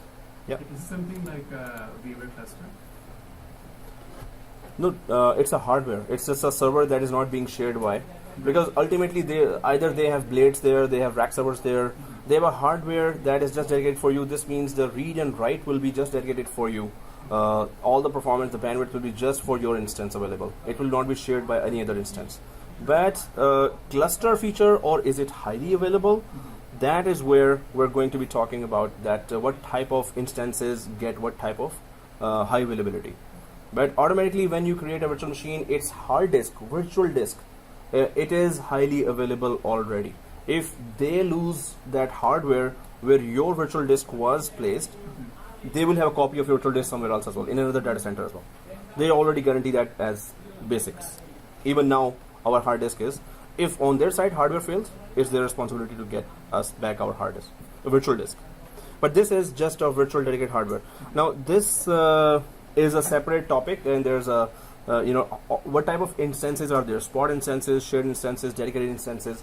So there's on the left side of instances, I think when we started at that time, they were on the left side. There were many types of instances. So we will be discussing in detail what is that dedicated instance. Okay guys, so we have gone through that. Now there is advanced details there as well. If you click that, that's just that if you want to put some codes there or some code there that, hey, when the virtual machine does start up, just run these services or stop these services or stop monitoring or run that some specific file there when the virtual machine actually starts. So we can put our code here, but we don't have to put it now. So on the right side, do you see next and add storage? Yes. Okay, let's click that, next add storage. So there is add storage here. Your instance will be launched with the following storage device settings. you can attach additional EBS volumes, or that is your virtual disk, and instant store volumes to your instance, or edit the settings of the root volume. So right now this is the root volume. You can also attach additional EBS volumes after launching an instance, but not instant store volumes. So we're going to talk about when we go to storage, and especially the EBS, that what are the difference between that instance and EBS. But right now it is a virtual disk that is available at this path /dev SD1. Its size is 30 GB and general purpose. So you can see here, guys, general purpose SSD GP2, provisioned IOPS SSD IO1, and then magnetic disk. So if you want to go really less charging, I mean, like you don't want to be charged and performance is not the priority, then you can go for magnetic. Otherwise, general purpose SSD is there, which is providing you from 100 to 3000 IOPS, or input output per second, right? So then there is throughput MBs. So right now it's not going to offer you any performance. It is, again, you just chose the slowest one. We just chose the slowest virtual machine. Delete on termination. Of course, it is selected here that if you click terminate button, it's going to delete this disk. And encrypted is root volume. They don't offer encryption on that one. Root volume, when we add second disk, third disk, then it's going to offer you encryption as well. On the Yep. previous screen, we did not made any changes, right? Previous screen we did not know. Okay, We don't this need one anything. on the magnetic. Yeah. Okay. No, actually this is also SSD GP2. No, we changed it to magnetic. That's No, we can go to magnetic if we don't want to be charged, but we want to be charged. No, just kidding. It's free tier, so it's free. So GB2 here, guys. So because we want the Windows to start, because magnetic, then we're going to be waiting. So no change here till now, no change, right? And then you see on the right bottom, add tags. Everyone sees that? Add tags. Click the add tags. Now this is like you want this machine to be searchable with some kind of tags or some kind of wordings there. So I'm just going to click add tag here, and then maybe department tab, and then tag now sales. So you could just put here branch New York, or so I'm just gonna click add tag another, and actually let's just do that. Branch Toronto, one New York, Toronto. Okay, so you can add as many tags, right? So once it is done, to your right side there is configure security group. That's our primary concern. Is it secure? So security group, let's click that. So now we have this a security group is a set of firewall rules that control the traffic for your instance. On this page you can add rules to allow specific traffic to reach your instance. For example, if you want to set up a web server and allow internal traffic to reach your instance, and rules add rules that allow unrestricted access to the HTTPS ports, right? So you can create a new security group as well. We have this security group. Actually, we're going to be creating. We're going to keep this. Create a new security group here. But what can we do here? So if you drop down this list, or drop up, actually, for me it's a drop. So anyway, you can enable all this kind of traffic to this particular virtual machine that you're about to create. Now basically we just want RDP, but later in other labs we're going to be going for HTTP as well. We're going to go for SSH as well. SSH for actually Linux machines, and that's going to be your assignment. That's going to be fun. Anyway, so Linux machine, I'm going to explain you the whole thing, and Google it. Good luck. So anyway, I'm going to explain the whole thing. How do we create this virtual machine? The main part is coming now. Well, this is RDP connection has to be there to a Windows machine. How? Why? Because we need to use remote desktop from our laptop or desktop to connect to that virtual machine that is on the cloud that we're creating now. So we need at least RDP traffic to be available on that virtual machine that we're about to create now, right? So without that, we cannot connect to virtual. Otherwise, you can just enable any other traffic. We don't need SMTP traffic. We're not installing Exchange server here. HTTP web server, later we're going to be doing that. IMAP and all other protocols are there. We're good with RDP. right? So RDP port is 3389.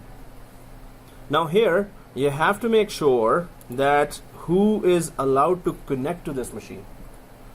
The whole globe, all 8 billion people are allowed, or you want to go for my IP. So whoever that, suppose I go for my IP, it's gonna assign me this IP this is the machine, or this is the IP there, or you can go for anywhere. What does anywhere means? Anyone. Custom, you can put your own IP there, whatever IP you want to put. But the main thing is that let's just keep it, because we're going to be deleting that very soon now. So let's just keep it anywhere just to check what does that mean. If anyone has this machine's public IP and that remote desktop connection, anyone can connect to this machine right now from the globe. Yeah. Will we be able to test after we? Oh, we're going to be test. We're going to be going inside the virtual machine. We're going to start the Windows, then we're going to connect to the Windows. And then can we SSH to it? Mm-hmm. To the Linux. So you're saying SSH? Yeah, we're going to SSH to Linux as well. Actually, that is something that I give as an assignment that throughout the week. So, but what I want to explain here is, no, if we are unable to connect to Linux machine, I'm going to explain the whole thing by the end of this class. If we are unable to, I'm going to show you how to do that. But otherwise, it's so once you've gone through this, it will be very easy for you. And I will be sending you one document just to support. But the thing is that Linux is easier than this actually. The main thing is that we use a lot of Windows, so we are so used to it. Right? So that's why I'm explaining everything. Next portion, the key. You have to be very careful about. That's where I'm telling you in Linux, and here the next portion is very important. But here, do we understand that if we put anywhere, anyone is able to connect to this virtual machine, which is okay for now. This is a test machine. First thing, it's not critical. Second thing, I want you to just check that if anywhere is there. Then we're gonna later in other labs, we're gonna go for my IP. We're gonna go for other options as well. But right now, anyone who knows the public IP and has RDP connection to that can connect to this machine, right? So this is the least secure, not recommended, or we're just testing the environment here. So description, test VM, so, and your first name. So test VM, your first name. And yeah, the rule of the cloud class is always, in my class, that whatever we create, we need to delete it by the end of the class. Right? So, but you can play with it. It's okay. It doesn't matter.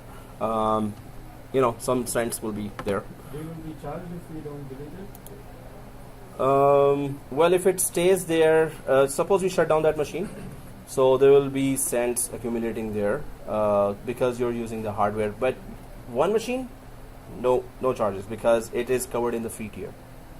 Right? So we'll be creating actually 3, 4, 5 machines as well later. So again, I'm saying that whatever charges do come, they just return them right away. If you say that, okay, I was using free tier, I was just testing it, so they return right away. To every student, they've returned. Alright guys, test VM in your first name. If that is selected here, now we can go for review and launch. And be careful here, don't go ahead of me. Thank you very much. So click review and launch. Yeah, it is launch as well. No, launch. Okay. Yeah. Why food come to my eyes? Okay. So this is the review here, right? And if we go down, that's it. That's what we selected here, right? So let's click the launch. Oh, launch. Okay. Oh, we could have gone here as well, right? Down. Yeah, you were saying? We could have created more machines at that time, right? Oh yeah. We could have created 3, 4, 5, 6. So let's go do the easiest part first. That was my approach. That then, if we know the first machine, next time we can create 10 machines. Once we understand every portion of that. So click launch here. Now be careful here guys, be careful.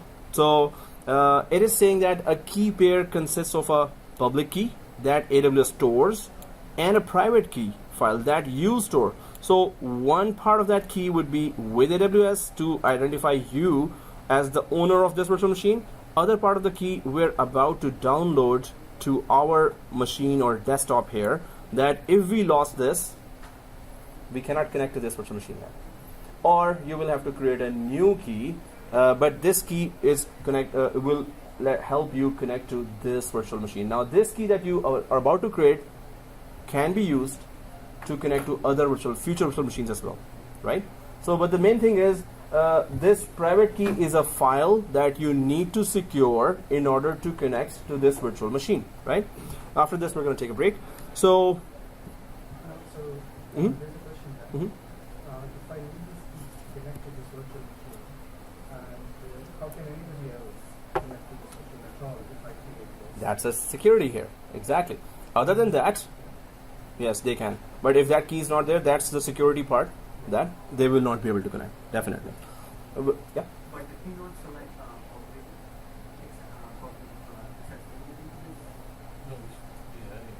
Anywhere. Anywhere. Anywhere. So, okay, so you would still need the Key to right. access that, exactly. But at that status, I was telling you a status. Right now, anyone is welcome. If they have the resources, anyone is welcome, right? So, okay guys, if we had selected my IP, then the IP that it has given, whoever knows that IP can connect. Right now, the general public IP is there, but this is the security option here. Now, what do? We chosen secure. Instead, we can create no key pair found, right? So, create a new key pair. So, click that, create a new key pair, guys. Do not go ahead because we need to download that key pair. Make sure you download. So what you type here is the password. We use a class password called small abc, capital abc, abc shift 1 2 3, or any password that, please, you don't forget that, right? So I'm gonna be typing small abc, capital abc, shift 1 2 3, as this is a class password. Wherever it asks for a password, just stick to one password. You will not be locked out, or whatever your password is, as long as you remember that. Small abc, capital ABC, keep pressing shift 1 2 3, gives you the characters, exclamation, at, and pound sign. Oh, so let me just make that very, very big.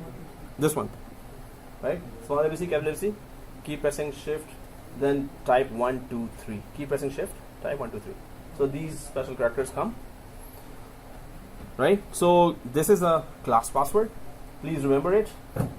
Save it in some secure place like Facebook or Twitter, right? Oh. You will never forget that, guaranteed, right? Somebody will remind you. Okay. Somebody will remind you. Okay, guys. So here, small security. So this is not done yet. We have to download the key pair, which have created a hash table against this key, right? So download a key pair because we will need that very soon to connect to our virtual machine. So click the download key pair button, and it's going to ask, well, it's going to just go to your folder structure, wherever, you can just create a folder structure, safe, secure. On your desktop, create a folder, or in the C drive, create a folder. I'll just go for, tech docs.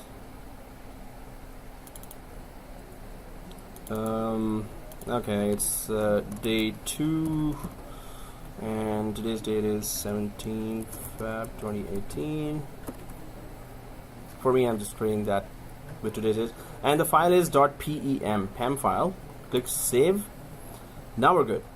So that download key, now remember where you saved it, right? Because later when we connect to the Windows machine, when it is launched, we will be using this to grab that local administrator password for the Windows machine. So this key that you downloaded somewhere, this file that you downloaded, just remember where it is, right? I don't know how to save the last screen. Keyboard came and Oh, so do you have the download key pair window still open, this one? You can just click that again. If that is gone, yeah, It should be in download folder. yeah, download folder. So try to just remember where that key we downloaded, otherwise we will not be able to connect to that. Otherwise, just create another. Yeah, I got Okay. So, Cool. Okay guys, if this is done, you've downloaded it, that's it, what we need to do. Let's click launch instances. So click launch instances. Now it's going to just launch that instance. Now the following instance launches have been initiated, so we can click this identifier here. So click that, and you're going to be going there to this launch instance, and now it is initializing, pending, and there is that processing going on. This means we can have a break. Yay! Break or the machine? Machine grade normally 2 minutes, 3 minutes. Yeah. So the break can be 10 minutes, 20 minutes, 30 minutes. No. Okay, just 10 minutes. So guys, believe me, it's a break. Moving, right? Do something. Oh, it's done for me. For a break? Okay, no, that was 1 minute I said. For this. Yeah. Yes, sir. Oh man, congratulations! Wow, man. How much? Wow. Oh, I think I'm recording the whole thing. Resuming now. So back from the break, and we are just going to connect to that machine. Now, I hope you remember where the PAM file or the private security file was placed. And so this is obviously that machine will be started or in the running state right now, as it shows here. It should be in the running state here, right? So if it is in the running state, we can just click the connect button here. I hope it is running for everyone, right? So, and oh, did we already click the connect button? Okay. So click connect. And now be careful here. So what it's saying is, first of all, of course, you need to download that file. That's just a shortcut that for remote desktop to let you connect to that machine up there. But get password, when we go to that one, it's going to require that private key there. So let's go to download remote desktop. I hope everyone is there. So click the, everyone's there, right? Yep. So anyone falling behind, let me know. So download remote desktop, click that. It's gonna ask, this is the .rdp file. When you double click, it's just gonna open the remote desktop with the connection information built into it. So I'm just going to, wherever you just downloaded the PEM file, you can just download that. Better create a folder on your desktop or in your documents folder, that subfolder for the course, and then because I'll be asking you to download many files there later in the course as well. So have one dedicated folder for all these files with the day 2. I've just created day 2 here. You can just create day 3, day 4, day 5 as in next week's. So I'm just gonna save that. Just make sure you know where you saved it, right? Second thing is that get password. So now that Windows machine that is already started, we need to connect to it. Once we make a connection through the desktop file here that we just downloaded, then it's going to ask for a password. So we have to crack that password. We have to just know that password. That's not correct, right? So click the get password here, and now obviously that file that we downloaded, the private key, click the choose file and go to that area so we could decrypt the password, right? So click the choose file here, and go to that folder path where you just downloaded that. Don't follow my folder path, it's your folder path that you need to go. If you find that key there, just double click that. Exactly. So here, so choose file, and ABC, capital ABC.pem file was there, and this is the key pair, or this is the hash table that was created, and now with the help of this file you can just click the decrypt password. I hope everyone understands that. Everyone has done that, right? Yeah. So click decrypt password, and now you get this very long password. So I'm just going to copy the whole thing, open a notepad file, and copy this information to the notepad file. So just select all that, and on your desktop right click and run, right? And notepad is already written there, or just type notepad, enter. Oh, he's also working on notepad. Cool. So we're actually coordinating here. So once you're on this, now you have this information saved here. So just minimize this information. We will need it now when we are making a connection. At least it's on the notepad, so minimize that. Yeah. Yeah, sure. So are you on this page? Yeah. Okay. And did you select? Yeah. Uh-huh. So I downloaded the file for RDP. Okay, that's great. And then download. Now you want the password? Yeah. So are you on this page? No. Mm-hmm. So Choose file, right? so you're not on this page, right? So you can click connect again. No, I am on the page. Connect to your instance. Get password. You told me choose. Oh yeah, good. Choose file. I choose file and then. Oh okay. Then choose file and did you got the file? PM file? PM. Double click that. And then do you see decrypt file? So is there a regional support or there's a federal support? Okay, federal support will go there. Okay. No problem. So I hope everyone is on this page, right? Everyone on this page. So, well, if you got this information, so did you create an assumption? Oh, good. So here, if you got this information, we don't need that. If you copied it in the notepad, we don't need it further. So click close here. And now, I hope we remember or we know where we copied that desktop file, right? So remote desktop connection file. So I'm just gonna go to day 2 here. So this is the long file name for the that ends with .rdp. I hope everyone sees that. So double click that file. Everyone sees that file? Double click that, right? So when you double click, it's gonna open the remote desktop connection. This one, remote desktop connection, and yes, simply click connect here. It's an unknown publisher. We don't have a certificate authority here or CA. So we click connect, right? And now you know what to do here. The password that we decrypted. Where is that password? It's in that notepad file that we pasted everything, right?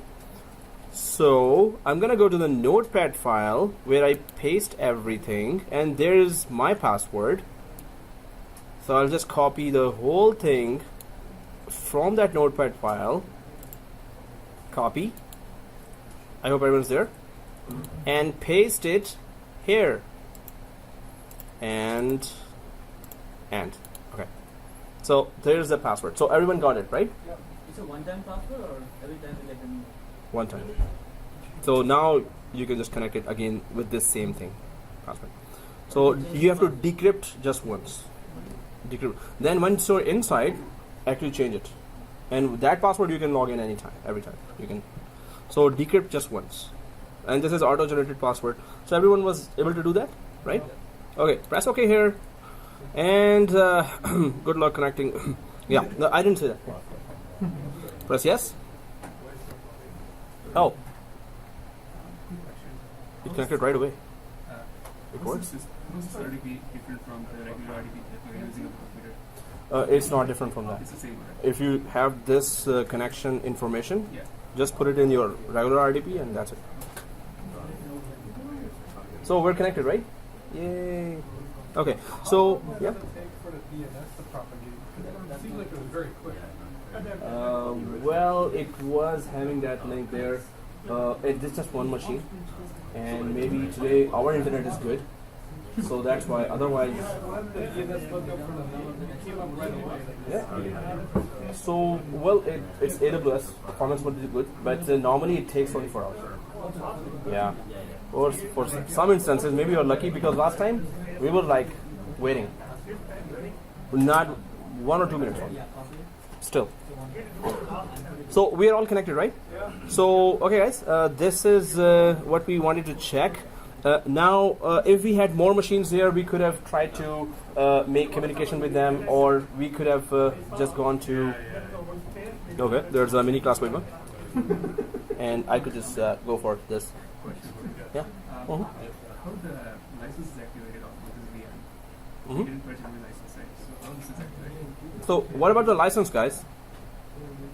Actually, in the file period, so if we cross that line.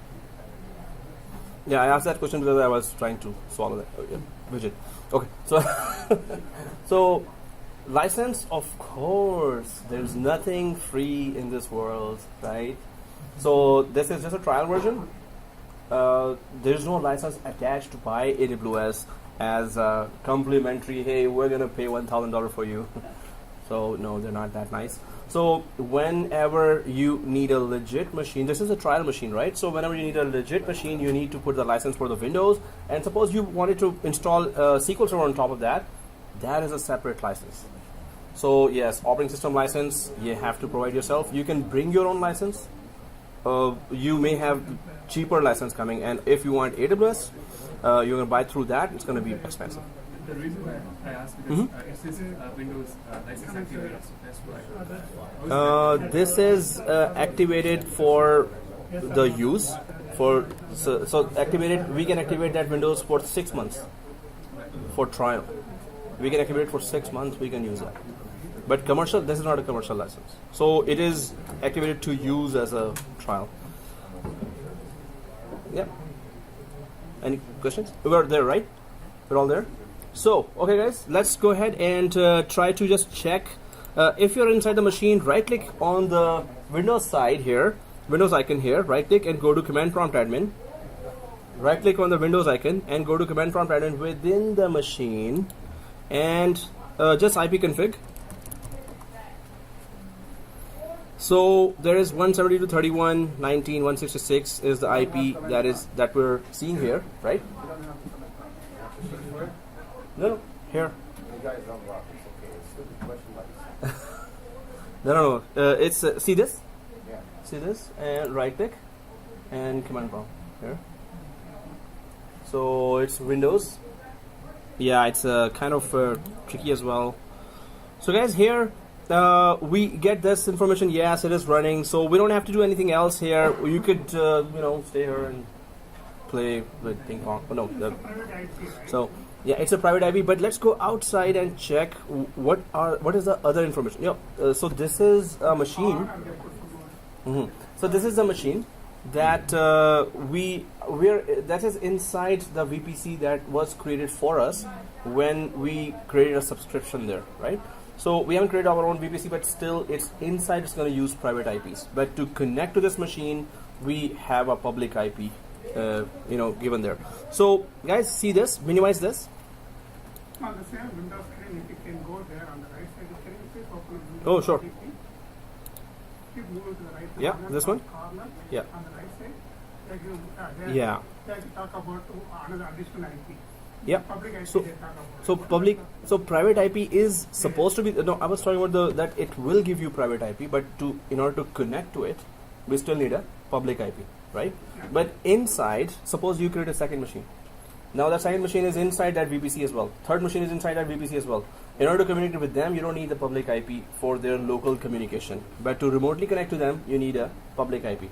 So internally, if you want to exchange files, you can just give each other their private IPs to make the communication between them. In first machine, I can install Active Directory.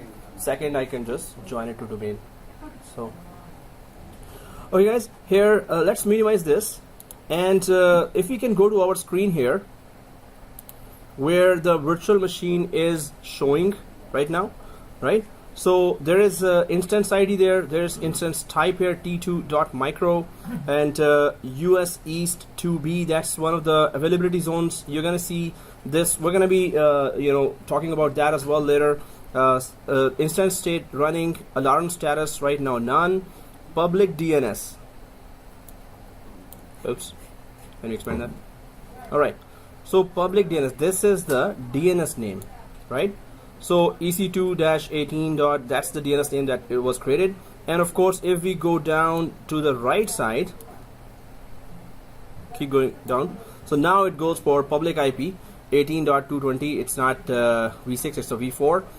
Key name, again, it's showing there, monitoring disabled, but if you want to enable, it's going to charge you, right?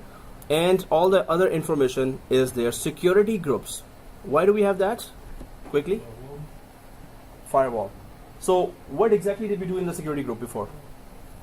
Question for you. We allowed just RDP. RDP. What can we do extra there? All the protocol.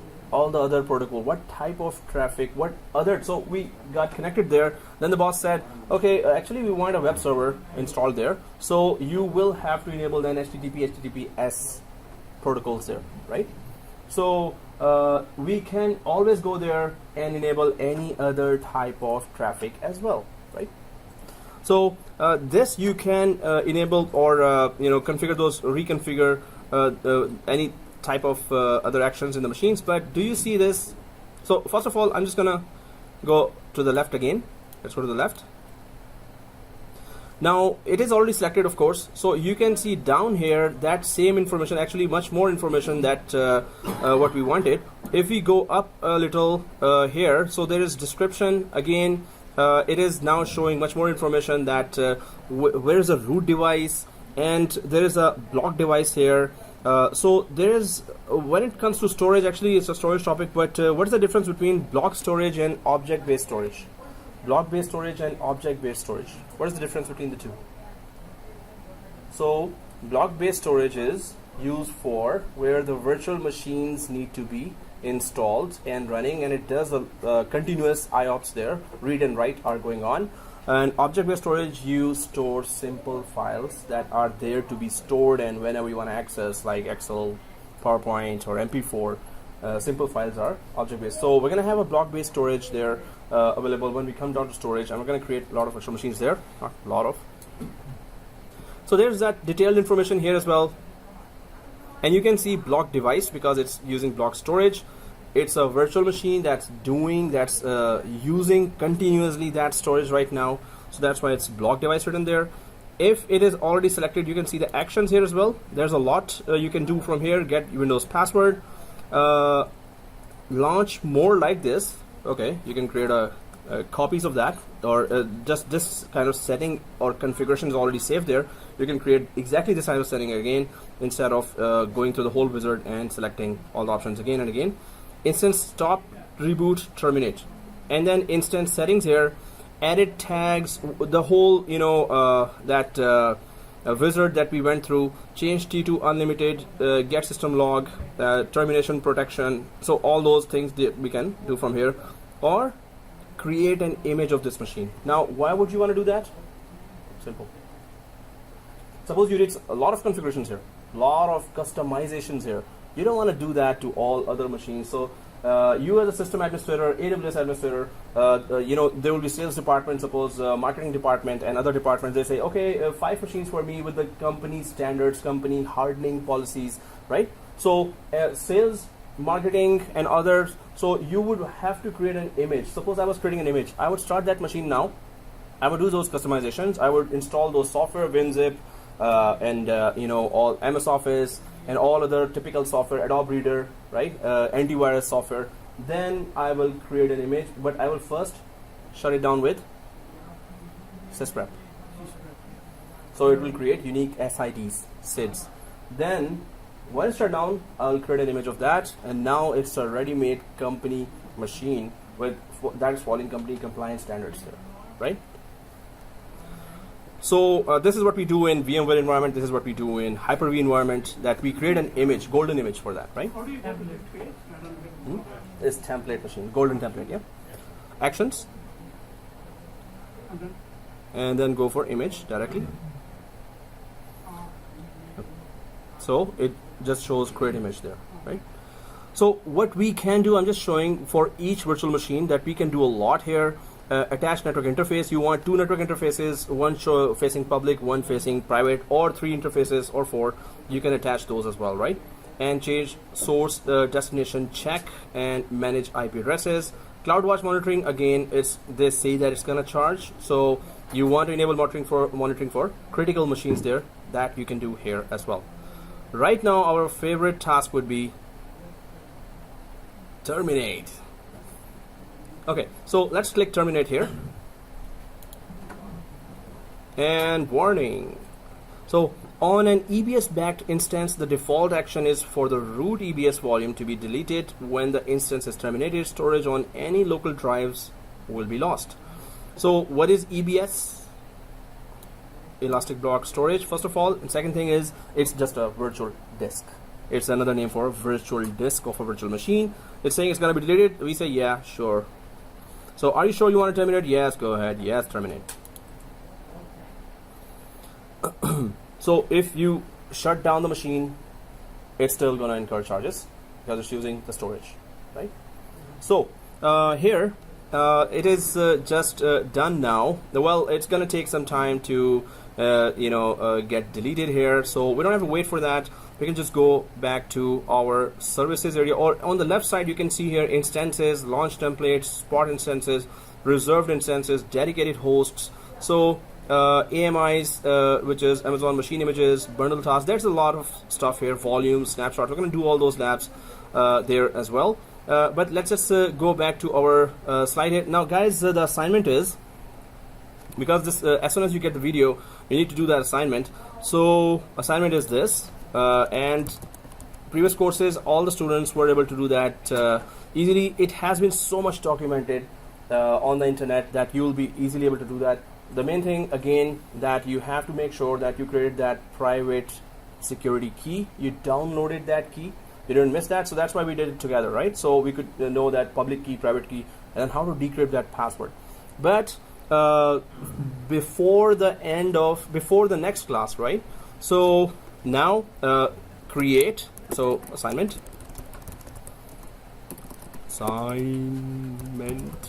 okay, so here create Linux VM inside free tier, of course free tier, because now you have no VM, so you can easily create a Linux VM. It has to be Linux VM, not Windows.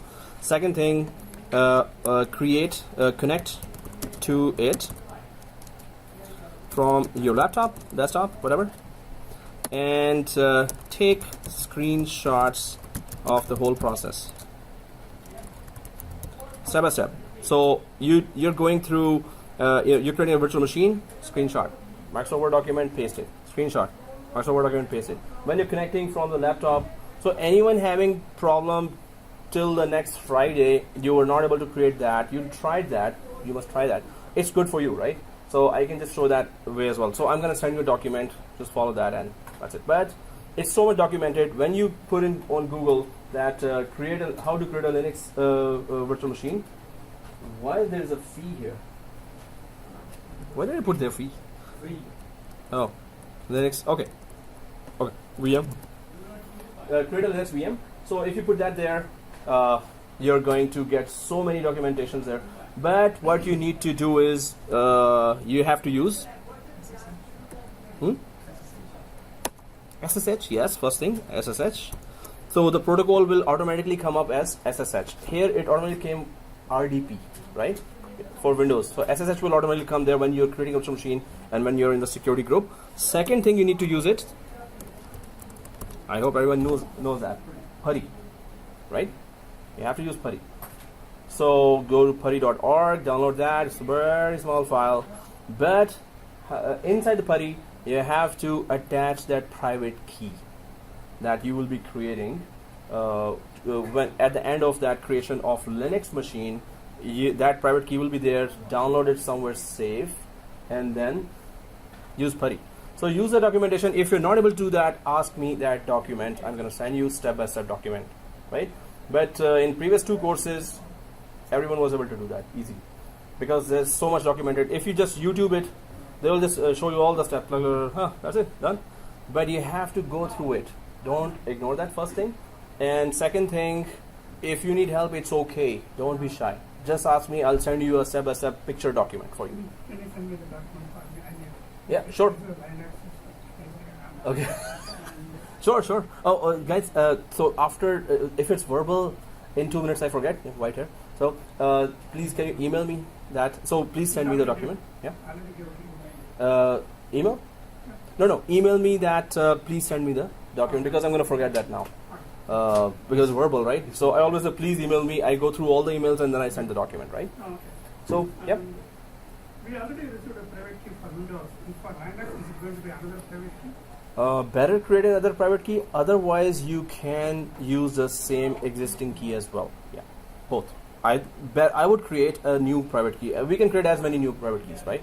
But yes, AWS does support using the existing key. So when you are creating Linux machine, you just have to choose existing instead of create new. At the end of the wizard, it asks new or existing. So select existing, and that's it. So this PEM file that we downloaded, can be used to connect to Linux machine as well. So yes, both are possible. What is the difference? Suppose if I want to create add VM on Windows, do you use the same private key? Yes, you can have 100 virtual machines and you can use the same private key, right? So, okay, guys, this is and let me know who wants to. So whoever emails me separately that I need a document. You know my email, itguyme@gmail.com, right? So just send that. I need that document for Linux assignment. So just send me that, and I'll just send you that step-by-step screenshots. Even following that document, you might face some errors. So you can WhatsApp me. So this in technical field, if it was not difficult, they would not hire us, right? If it was so easy. It has to be difficult, and you have to go through it. You have to troubleshoot yourself, troubleshoot your way out of this, right? So I can just give you all the documents there, but just take that challenge and try to do that yourself as well. Some of the tasks. What's the role of provision? Puri would be connecting you to the Linux machine, and it can easily. It has that IP and name and port you can put there. So normally you can connect this to the routers as well, switches as well. We should install on our system or we Yes, your system. Puri has to be installed on your system, right? So it is also a longer lab here. So that's why I'll just send you the document, or I'll send you the video of that, and you just follow the document or video step by step if you want. If you want to do it yourself, that's great because you're testing your skills, IT skills then, or you're improving on those. So try to do that, right? Okay, guys. So inside there is no Linux command we have to give here. There is no Linux command here. You're gonna connect to Linux machine. That's it. You're not giving any Linux commands inside the machine. You don't log in though, right? Any Linux, any. You don't going to log into the machine. You're going to log into the machine by putting username, password. That's it. No Linux commands are involved in this. It's making connection to the machine. That's it. We have to put in SSH into Linux machine, login, done. No commands. Oh, you wanna try command? Try ls. send the email to IT guy. Yeah. idguyme@gmail.com, and I'll send you all the whole documentation. And guys, on WhatsApp, just send me your errors, and if I'm there, if I know that error, I will just tell you right away. And if not, then I'll Google it myself and then pretend that I know that. Like, okay. Just kidding. We don't know all kinds of errors. There could be any kind of errors, right? So I'll also Google, right? If there's something totally new that I've never seen before. That's how we survive in IT field. Google Sensei Google, right? Our master. Okay, guys. So let's go ahead. And so this is the virtual machine. There's the assignment for you. And is it terminated for everyone right now? So if we have a refresh here, you can see this refresh on the right side. It's still showing there. Well, it's going to not be showing after some time, right? So anyway, it's supposed to say terminated. That's good enough. If So, we terminate, we cannot bring it up again. oh, that's gone. It's now gone. Deleted. Yeah, you have to create again now. Okay, guys. So, okay, guys, let's go ahead and try to check those other services here as well. So we were on the slide here. We were talking about virtual machines, right? So we created a Windows virtual machine. That was the easy part. So we're going to be creating. So there are two types of operating systems there. Of course, so if there is a third operating system on the planet, they would have just put it there as well. So either there are Linux flavors or there are Windows, right? Two types of operating systems.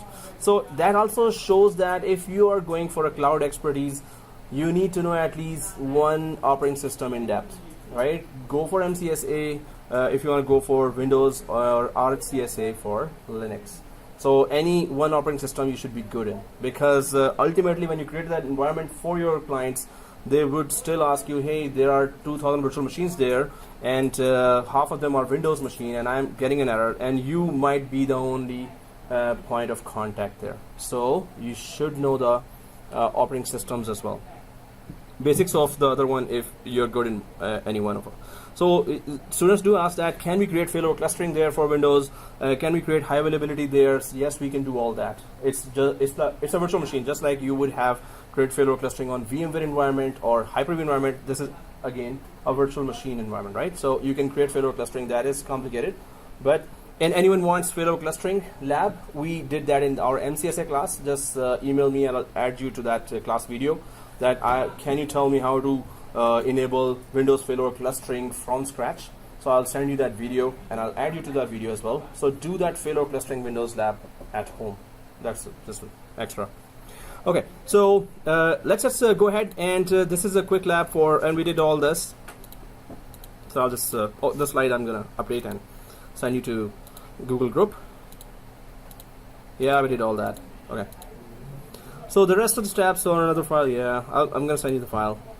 So AWS Elastic Beanstalk.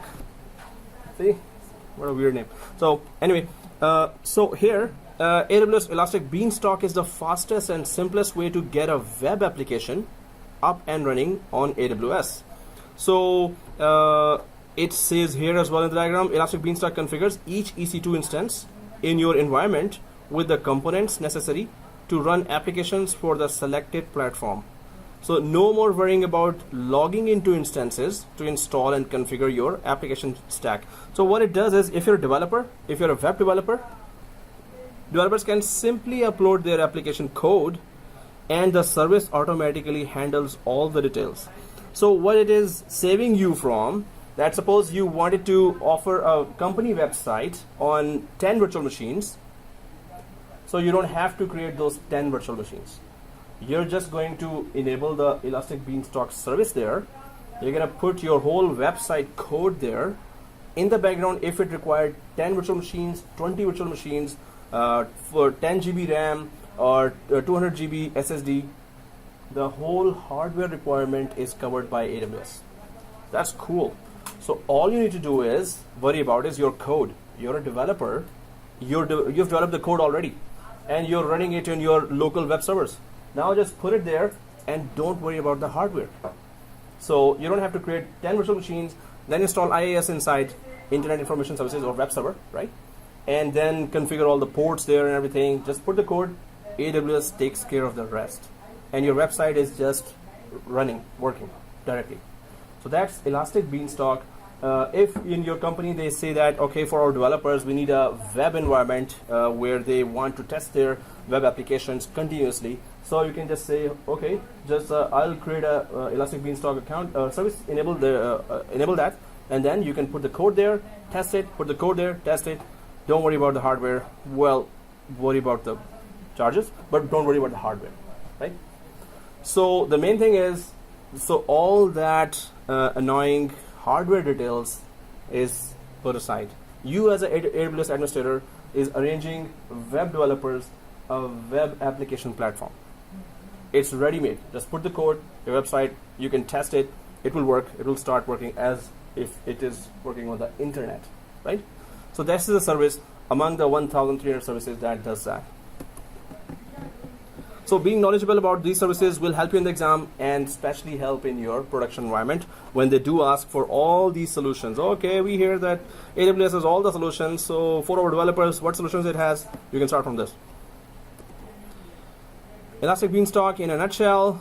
Okay, it provides support for a variety of platforms including PHP, Java, Python, Ruby, Node, .js, .NET, and Go.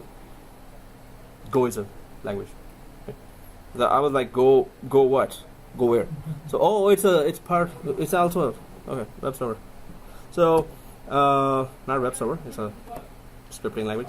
So with AWS Elastic Beanstalk, organizations retain full control over the AWS resources powering the application. So whatever resources are needed, you get to still access those and can access the underlying resources at any time. You still have that access, but you don't have to create it yourself. You don't have to configure it yourself. They will provide, according to the code, that kind of servers that have the underlying hardware that is needed to run that code, right?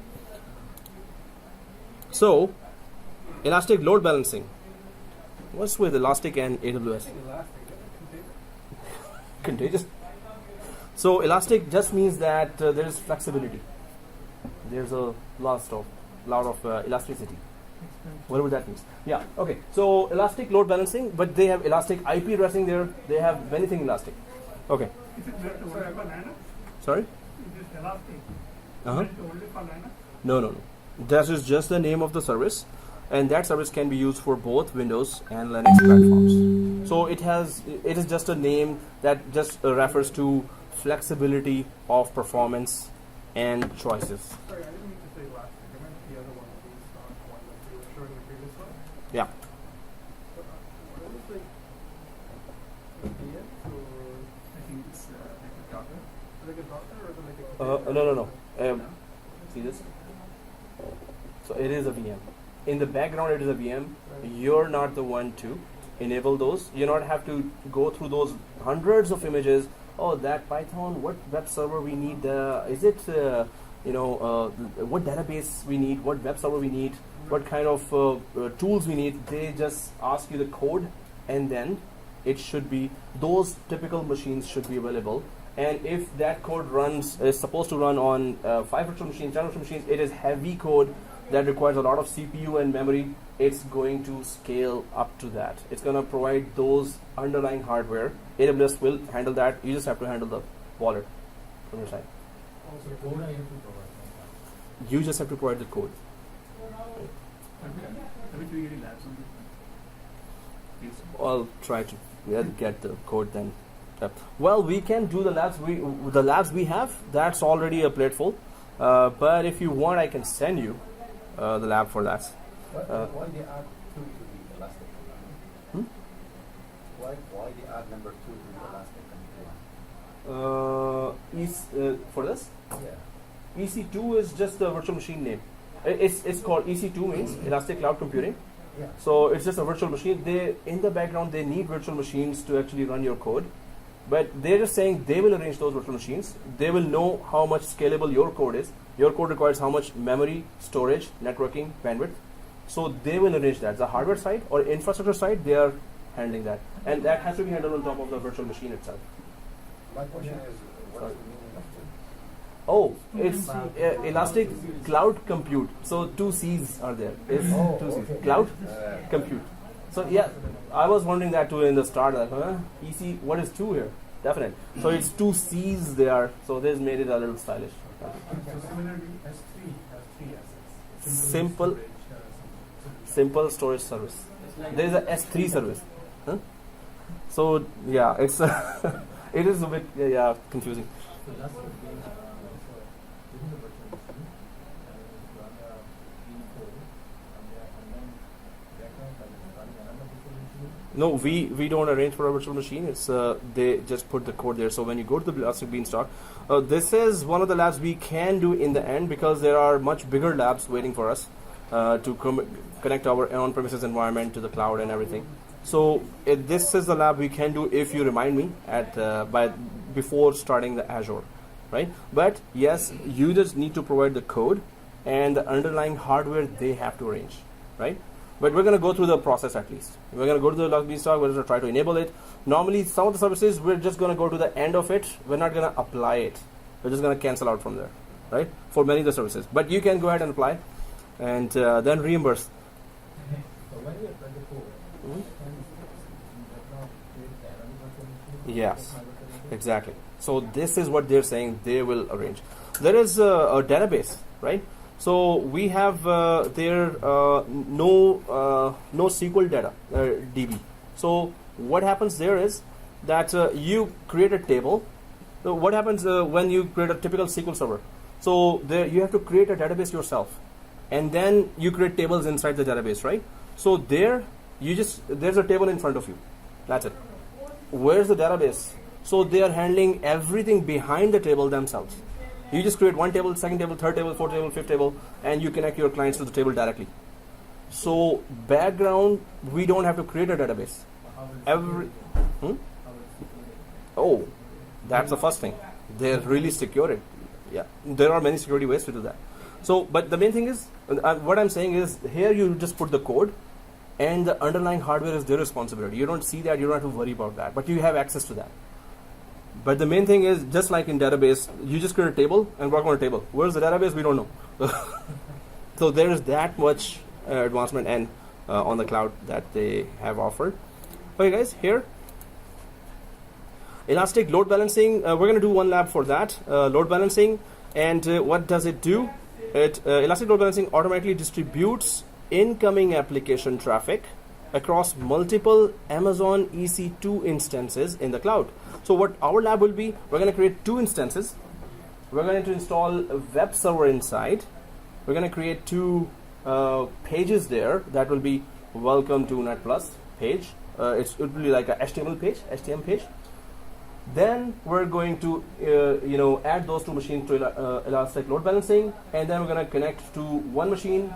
Then we're going to connect to the second machine. Then we're going to connect to first machine. So we're going to check if the load balancing actually works, and it really works perfectly. So what I'm saying is that we're going to do a lab for that. What it basically does, that it divides the traffic between 2 virtual machines or 10 virtual machines, right? So you may have heard DNS round robin there in your Windows environment, right? So it just one connection, suppose there are 2 servers there, so one connection request goes to the first server, second connection request goes to the second server, third goes to the first server, fourth goes to the second server. So it is typical load balancing, right, for the traffic. So it does that, and it does it perfectly. So it enables organizations to achieve greater levels of fault tolerance in their applications, seamlessly providing the required amount of load balancing capacity needed to distribute application traffic. Main thing, distribute application traffic. Okay.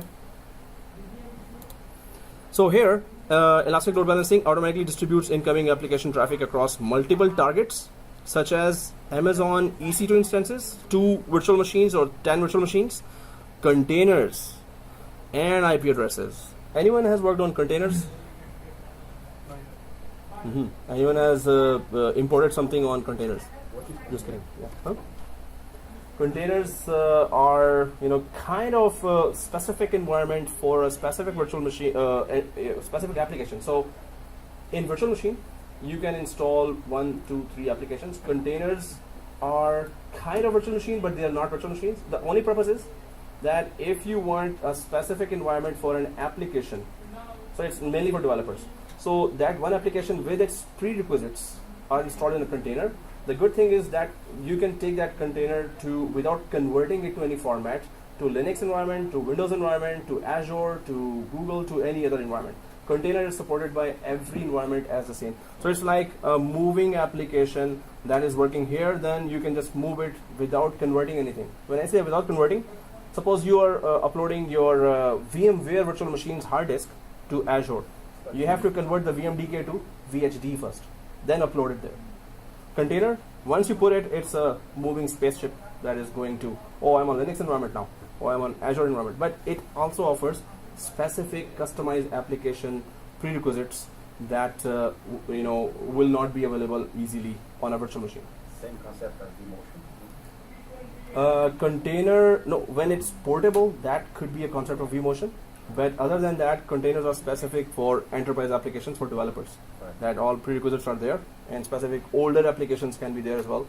While the underlying operating system does not support that, the application can still be installed there. 32-bit on a 64-bit. That's not possible, but it does that. So it's running on Dockers then? Exactly. Dockers is the platform that it uses for that. Okay.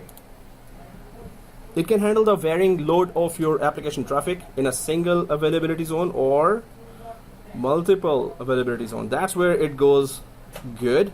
You have 2 availability zones there, and it will load balance across the availability zones as well. And there's that introduction link there. So elastic load balancing offers 3 types of load balancers that all feature the high availability, automatic scaling, and robust security necessary to make your applications fault tolerant.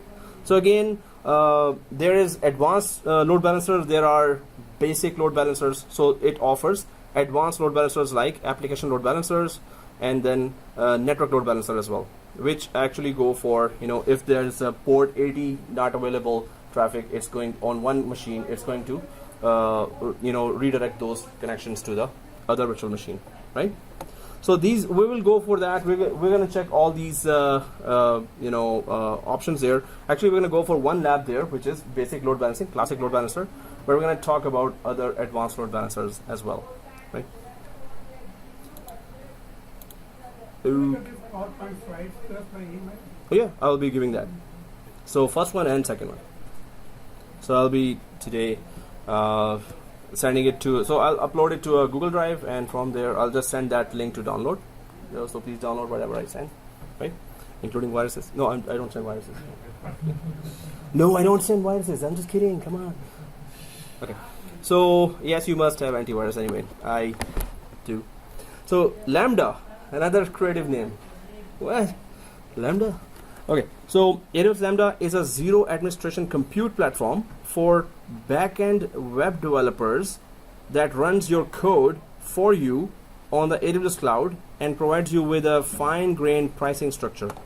Again, so it runs your it is again a developer side of a feature that runs your developer code in the background, and it is much cheaper as well. So AWS Lambda runs your backend code on its own AWS compute fleet of Amazon EC2 instances across multiple availability zones in a region, which provides the high availability, security, performance, and scalability. So again, this is another feature other than Elastic Beanstalk that also runs your code, but much cheaper price, and it's much more highly available. But Elastic Beanstalk, it supports a lot of other environments that we counted there. So Lambda is kind of a little different. All you need to do is supply your code in one of the languages that AWS Lambda supports. Again, currently Node.js, Java, C#, and Python. So these are the 4 languages that it supports, but it offers high availability as well. Elastic Beanstalk, much more languages, but lesser features in terms of high availability. Right? This application, I think they run only on Linux, in the background, so we don't have to. They learn Python, C#. Yes, they can run on Linux as well. The thing is that we don't need to worry about the operating system if we're using the Lambda service, right? So we don't worry about the virtual machine. We don't have to select any virtual machine, and it has to be which Linux flavor, because there are so many Linux flavors out there. So, but in the background, maybe yes, it is running. Actually, it is running on Zen server, the whole AWS. Yeah. So could it also mean that they are running in a container rather than a storage at all? Because this is what the most efficient functionality is of the container, that it doesn't require so many extra resources that an operating system needs, and it only requires the requisite thing for that particular code. It could be that if the documentation says that, but that's the best part here. We don't have to worry about that what resources they are using, but they could be using it, as you said. Exactly. So the best part for developers, they would really opt for cloud services. When the boss says, hey, can you tell me what servers you need, and then you have a talk about, oh, these are very expensive servers. So now developers just go to cloud. Hey, we can just run the code, and you can, hey boss, just pay for that. We don't have to buy servers. We don't have to maintain those servers. We don't have to hire somebody to maintain those servers and enable those high availability options in Linux or Windows machine. All that is gone. Just put the code there, pay for the running of the processing of the code, and that's it. You're done, right? And then just stop paying for anything else. So this means you have your cost under control, and you don't have to worry about the whole infrastructure that you had to buy before, right? So S3, that's where the Amazon really started, and it really marketed its product. S3 was one of the products that really attracted a lot of companies to go to Amazon. It's in early days, that was one of those. So S3, a virtual disk in the cloud. So anyone using Dropbox? Dropbox, right? So it's really cool. So it's totally on AWS, right? So it is fast. I've just started using Google Drive instead of Dropbox, paid subscription, and yes, I can see the difference that Dropbox is much more professional storage service. So okay, Amazon simple storage service, 3S, yay. Oh, so S3, so provides developers simple storage service. So provides developers and IT teams with highly durable and scalable object storage. We talked about block storage and object storage. So true or false? So in one class I said true or false. I was about to say a question, and one student said false. What? So Okay. Anyway, so S3 uses block-based storage, and the block-based storage is that you can keep all the simple files there for long-term, storage, or saving them. So it's just that you can use it. So block-based storage is involved when you have some files that you need to store for long-term. False? So block-based storage is used for what? Input output. So normally it's used for what type of scenario? We just discussed that. System input output. It gives IOPS. So block-based storage is used for virtual machines that are continuously using that storage, right? Object-based storage is used for long-term storage of any type of files there. So if you put a working virtual machine on an object-based storage, it's going to stop. It's not going to work. So virtual machines work only on block-based storage, right? So that's what you need to choose in Azure as well when you're going for. It's going to ask you that you want to use the storage for virtual machines or you want to use storage for just storing files. So you have to go for block-based storage in that case, right? For virtual machines. We're going to talk about storage in detail. So IT teams with highly durable and scalable object storage that handles virtually unlimited amounts of data and large numbers of concurrent users. So you want to scale to any level, it scales. Organization can store any number of objects of any type, such as HTML pages, source code files, image files, and encrypted data, and access them using HTTP based protocols. Anyway, so you can just save any type of files and access them from FTP or HTTP, any type of protocols you can use. So it provides cost-effective object storage for a wide variety of use cases, including backup and recovery. So many of us are using backup and recovery, but Azure Backup is already in the market. It's much more famous. But I've been asking students, anyone is using AWS Backup as well? Anyone? AWS Backup or Azure? Oh, you say AWS. Okay. So you're the first student that I know that. All others, they're saying that Azure Backup. It's Microsoft is already in, right? But so backup and recovery, nearline archive, which is long-term archive, big data analytics, disaster recovery, cloud applications, and content distribution. So of course, storage is typically used for these type of processes, right? Scenarios. Dropbox, largest cloud storage and sync service in the world, more than 300 million users, more than billion files updated every day, largest repository of Office documents, more than 35 billion.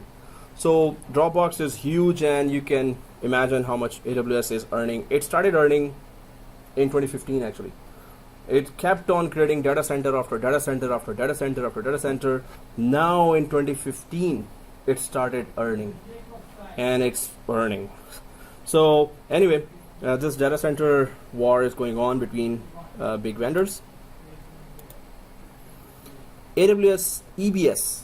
Well, okay. Storage for virtual machines. So before S3 was simple storage, EC2 was a virtual machine, and now EBS is just a virtual disk for a virtual machine, right? So that disk extension in VMware is, what is the extension of the disk in VMware? VMDK, .vmdk. What is that extension in Hyper-V? VHDX. So that extension here is EBS for virtual machine disk, right? We're going to be creating a lot of disks there, virtual machine. So Amazon Elastic Block Store, Elastic. Okay, anyway, so Amazon EBS provides persistent block level storage volumes for use with Amazon EC2 instances, which is a virtual machine, right? So block level, right? And each Amazon EBS volume is automatically replicated within its availability zone to protect organizations from component failure, offering high availability and durability. So already, as soon as we just created a virtual machine, right? So it created a EBS with it, a virtual disk with it. Of course, without that, how can we work on a virtual machine? That EBS was already having its copies in, suppose we created in availability zone Ohio, so it would have had its copy already created there on another availability zone. So this means one data center in Mississauga, which I'm giving just an example, and nearby another data center, we have a copy of that automatically created. It's their responsibility that our virtual disk better be highly available. If we lose our disk and they say, hey, that's not our responsibility, we're not gonna do business with them if they don't offer us some basic high availability there, right? So that's what they do here. Azure doesn't treat us well in this case. So when you create a virtual machine there, they ask for a basic high availability and they charge for that. So what do they say? That within the data center, we will have 2 servers for you, and your virtual machine will be on one server and its copy will be on another server, but you have to pay for that. The virtual disk will be on one server within the same data center, and its copy will be on the other server within the same data center, and if you want it, just pay us. Here they're saying that as soon as you create a virtual machine, its virtual disk will be copied to another data center free. Well, whatever the cost of the whole virtual machine is, which is some cents per hour, right? So there's a difference between what AWS offers in terms of high availability and what Azure offers. Okay, by delivering consistent and low latency performance, Amazon EBS provides the disk storage needed to run a wide variety of workloads. Okay. So not only high availability, it better provide that performance as well, right? Glacier. Okay, so it's melting fast.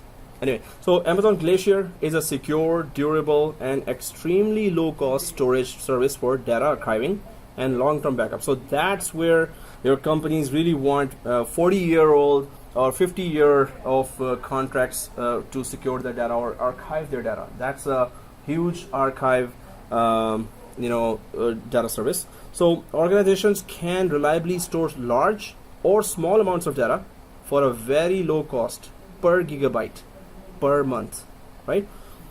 So you can keep the data per gigabyte per month, but when you want to retrieve it, what happens then? Yeah, pay more. So to keep costs low for customers, Amazon Glacier is optimized for infrequently accessed data where a retrieval time of several hours is suitable. So when we, in big environment, suppose in a bank, when we ask for urgent backup, it is 4 hours, and for non-urgent backup, it is actually a few days, right? So urgent backup, they have to go off-site and then bring that tape, and then we do that, right? So here it is also 4 hours or few hours, several hours when you want to retrieve a data. So, and when you retrieve, then they start charging. So for keeping the data is very, very, very cheap. You can afford petabytes of data, huge amount of data, right? But when you retrieve it, that's where they get you. Now I gotcha. Now start paying me. Okay, anyway. So Amazon S3 integrates closely with Amazon Glacier to allow organizations to choose the right storage tier for their workload. So S3 is used for frequently used data. So you are storing data, then you're retrieving, then you're storing, then you're retrieving. It's a continuous storage and retrieval. That's S3. Archival, you put the data and forget it. So it will be very cheap when you keep the data there in Glacier, but it's going to charge you when you retrieve it. But S3 is the opposite of that. They're going to charge you for retrieval and usage of all the data as you use it, but it's again very less compared to others. Backup in AWS, yes. Commvault. Anyone using Commvault in their banks or in their companies? No one. See, I was going to say, it's so famous. It's no longer famous now. So anyway, Commvault infrastructure running on AWS. Commvault is offering backup solutions. So their platform is AWS, and they say, oh, just back up to our network. They are sitting on top of AWS network. Storage Gateway, that's what we're going to install. So Storage Gateway is a service connecting an on-premises software appliance with cloud-based storage to provide seamless and secure integration between an organization's on-premises IT environment and the AWS storage infrastructure. So basically what you do is you want to do a backup continuously or you want to have a folder in your server. So suppose you have a file server and you have a backup folder there, and you keep a lot of files there in the file server.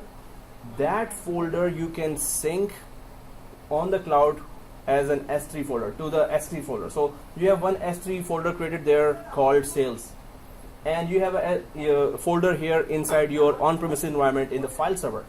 So you can sync them as soon as anyone put a file inside your file server shared folder called sales. It's going to automatically, that data will appear in S3 container in AWS as well. For that you need a storage gateway to be installed, and for that, this is another lab we have. We're gonna go, there are 3 types of gateways there. We're gonna go for the file gateway. If we can do the easiest one, we can then do the tough ones as well. So we're gonna go for the easiest one, and easiest one is also tough. So easiest one is a long lab. So what happens is we're gonna create our on-premises environment. We're gonna create a shared folder there, and then we're going to connect it to AWS S3 folder. And when we put a file inside our local folder on-premises shared folder, it's going to show up automatically on S3. So that's a very cool feature, that whatever you have here, it will show up automatically there in S3. So you have to have that storage gateway involved for that. The storage gateway is what? It's a appliance. It's a virtual machine from AWS. You have to download that virtual machine. Either they provide virtual machine in Hyper-V format, in VMware format. Whichever virtual environment you have, they're going to provide virtual machine. You download the virtual machine and connect your environment to that virtual machine. That is called storage appliance. And that virtual machine will connect you to AWS environment. So it's a very interesting lab as well. We're going to go for that. Do you have high-level architecture diagram for the cloud? It's very high level. Like there's a huge amount of 1300 services showing there, and they have a lot of lines between those services. So we're like scratching our head, huh? Who's connecting to who? We're connecting dots right now, right? So we're gonna go for first creating accounts, and then we're gonna go for S3 as a storage. There are many exercises there, labs there. Then we're going to go for storage gateway. So we're gonna connect the dots. We're gonna draw the diagrams there. Right now, we're just having introduction to services. What is Elastic Beanstalk? What does it do basically? There are so many services that we don't know what they do at people. So later we're going to go for. So by the end of the course, when I show that diagram, you will understand, oh, that's what we were doing all this time. Okay. So the service supports industry standard storage protocols that work with existing applications as well. So it provides low latency performance by maintaining a cache of frequently accessed data on premises while securely storing all of your data encrypted in. So again, your storage in S3 will have encryption as an option available. Do not lose that key, otherwise you will never be able to decrypt that, of course. And second thing is, it's going to be frequently accessed data on premises while securely storing all of your data on the S3. So your cloud storage is S3, and your local file server, we will synchronize them together with the help of an appliance, that is storage gateway. So that lab, that's what I'm saying, that at least if you bring your laptops, have it 16 GB RAM there, right? We're going to install ESXi server there, ESXi hypervisor there. So 8 GB, it's not going to work. So, or you can use these desktops here, they are 32 GB RAM. Gateway appliance, we're going to download from there in our on-premises environment. So either it will be Hyper-V or it will be ESXi. If I want to use another computer, I need to copy my private key from my laptop to this computer. Yes, the private key you need then in that computer. Otherwise, you cannot download again the private key. So, but when we go to the when we do the next lab, because this machine is already deleted now that we created today. So when we create the virtual machine again next, so you can directly create there. So you will be downloading that key for that virtual machine in the desktop. So you don't have to copy this security key right now from here to there.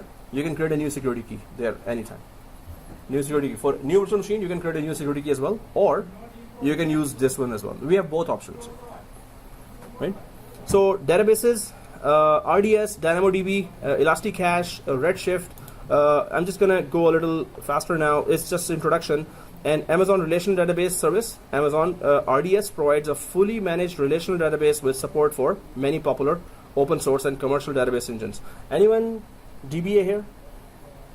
DBA or ever worked with databases? Ever touched databases? Okay, cool. Oh, you're awesome. So like SQL, Microsoft databases? Okay, cool. So it's a cost-efficient service that allows organizations to launch secure, highly available, fault-tolerant, production-ready databases in minutes. So the main thing is that you may want to migrate the databases from your on-premises to the cloud, or you may want to create those databases there. But normally, it's whenever the companies ask for AWS services, you may have already working databases in your environment. So it will come down to, hey, can you connect our databases or migrate them to the cloud, or how do you do that? So there are migration services there that we're going to talk separately, but it's again on-premises. I was planning to create an on-premises environment today as well, like one virtual machine with Active Directory installed and 390 users created there. So we're going to carry on next class that. But these introduction to services was very important, that we need to know what services are there, right? That we will be handling. But this is not a comprehensive introduction. Like there are 1,300 services plus services, so that's not possible. But exam objective, based those services, I'm just putting there. So.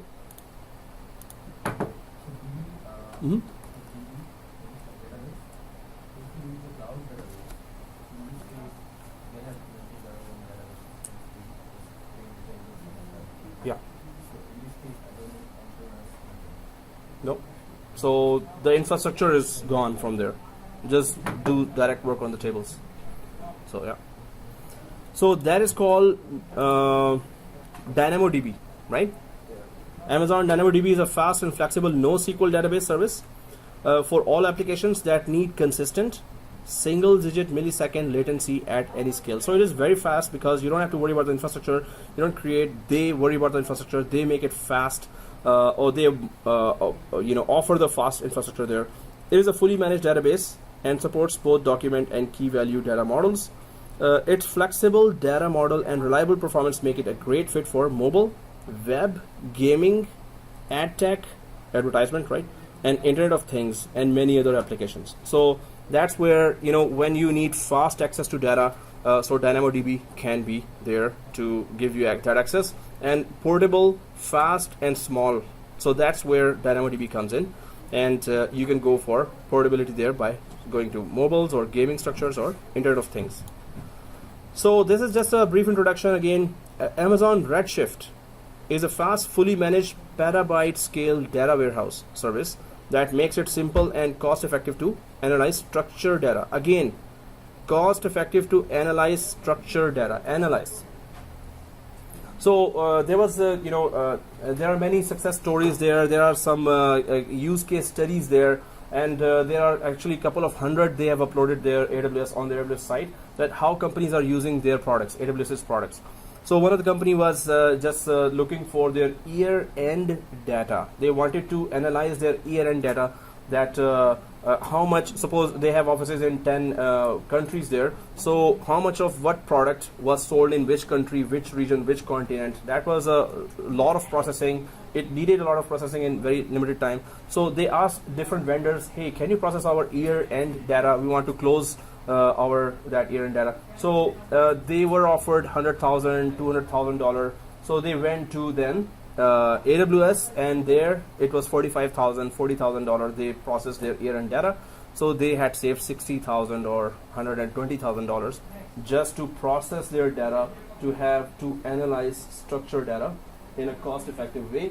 So this is the comparison that they're doing, and companies are putting those details there, that we are using Amazon services and we are saving thousands of dollars there, hundreds of thousands of dollars there. So Amazon Redshift provides a standard SQL interface that lets organizations use existing business intelligence tools. The main thing, analyze structured data. So companies are looking for those data centers that can process their data, and even that costs them huge amount of money, right? Just to process, hey, what did we earn throughout the year? In last 10 years, what did we earn? are we really going towards profits here, or are we actually losing? And which area is our products are not running or not successful? So all these kind of processes and detail, they need a lot of computing there, compute power there, right? Is this the same concept as big data? Yes, exactly. This is the concept of big data. So Elasticache, seriously. So here, Amazon Elasticache is a web service that simplifies deployment, operation, and scaling of in-memory cache in the cloud. The basic concept of Elasticache is that it's going to offer, suppose you are retrieving a lot of data from databases. So it's that process has to go through disks, virtual disks, and then it retrieves that data. So what if that retrieval of data, that data is placed on the memory here? So if that data is placed on the memory, it will be much faster to retrieve. So year end, when companies are closing and they are processing their data, so they say that can you process it cheaper and much faster? So we have this many weeks limited to, so we have to run that data and we need to get those results. So Elasticache just offers that your data would be placed on the memory caches and then it will be processed very fast. But it's going to be a little more expensive than what they were thinking. Now, the main thing is that it will be fast processed, right? That's the main thing. Elasticache, you want to cache the data which is frequently used, frequently retrieved, frequently analyzed. You can process it very fast, right? So this is a separate service and the previous service is a separate service. As of this writing, Amazon Elasticache supports Memcached and Redis cache engines. So there are two engines that really offer different types of speeds and features, but it's all about accessing your data, big data or huge amount of data very fast. So CloudWatch is a monitoring service for AWS cloud resources and the applications running on AWS. It allows organizations to collect and track metrics, collect and monitor log files, and set alarms. Of course, you need a very good monitoring for your applications. So CloudWatch is something that you really need, right? So for your critical machines that you will upload on the cloud, you will need that. So by leveraging Amazon CloudWatch, organizations can gain system-wide visibility into resource utilization, application performance, and operational health. So by using these insights, organizations can react as necessary to keep applications running smoothly. The main thing is that if you have information about what's going on in your environment, of course, then only you can take some decisions. But every log file they create, they're going to charge you some portion of the cent for all the log files that they're creating for the monitoring. After monitoring, they create log files. Through that, you get information. So they're going to charge you for that, of course. And CloudFormation, yay! What is that? Okay, so AWS CloudFormation gives developers and system administrators an effective way to create and manage a collection of related AWS resources, provisioning and updating them in an orderly and predictable fashion. Okay, in English, it means, so these fancy words, seriously, how do we connect each to each, right? What do you mean by provisioning resources? Yeah. So, okay, in English, what it means that you have one service S3, second service EC2, third service EBS, and there are 1,000 services. So how do these services work together? You create a template with the help of CloudFormation, and then you tell, okay, first it's the data flow, how the data will flow, how the services will flow, which service will connect to which. After this service will connect to that service. So if you're uploading some image there, it has to go through one service, which is image formatting, then the other service is image rendering, then the third service is image optimization for the cloud, and the fourth service. So how does 4 or 5 services that I purchased from AWS, how they will work together? And whenever I want one service not working, which stage I want that service to just stand down and the other service will connect. So it is for developers, but it's for system administrators as well. That AWS CloudFormation is kind of a flow of work that you can put in template, right? You create templates for that. And there's Mr. JSON here, JSON-based templating language. So this is a language in cloud. If you're interested in cloud, you should know something about JSON, right? So if you go for Google it, JSON for beginners. So try to at least learn that. It's very, very simple.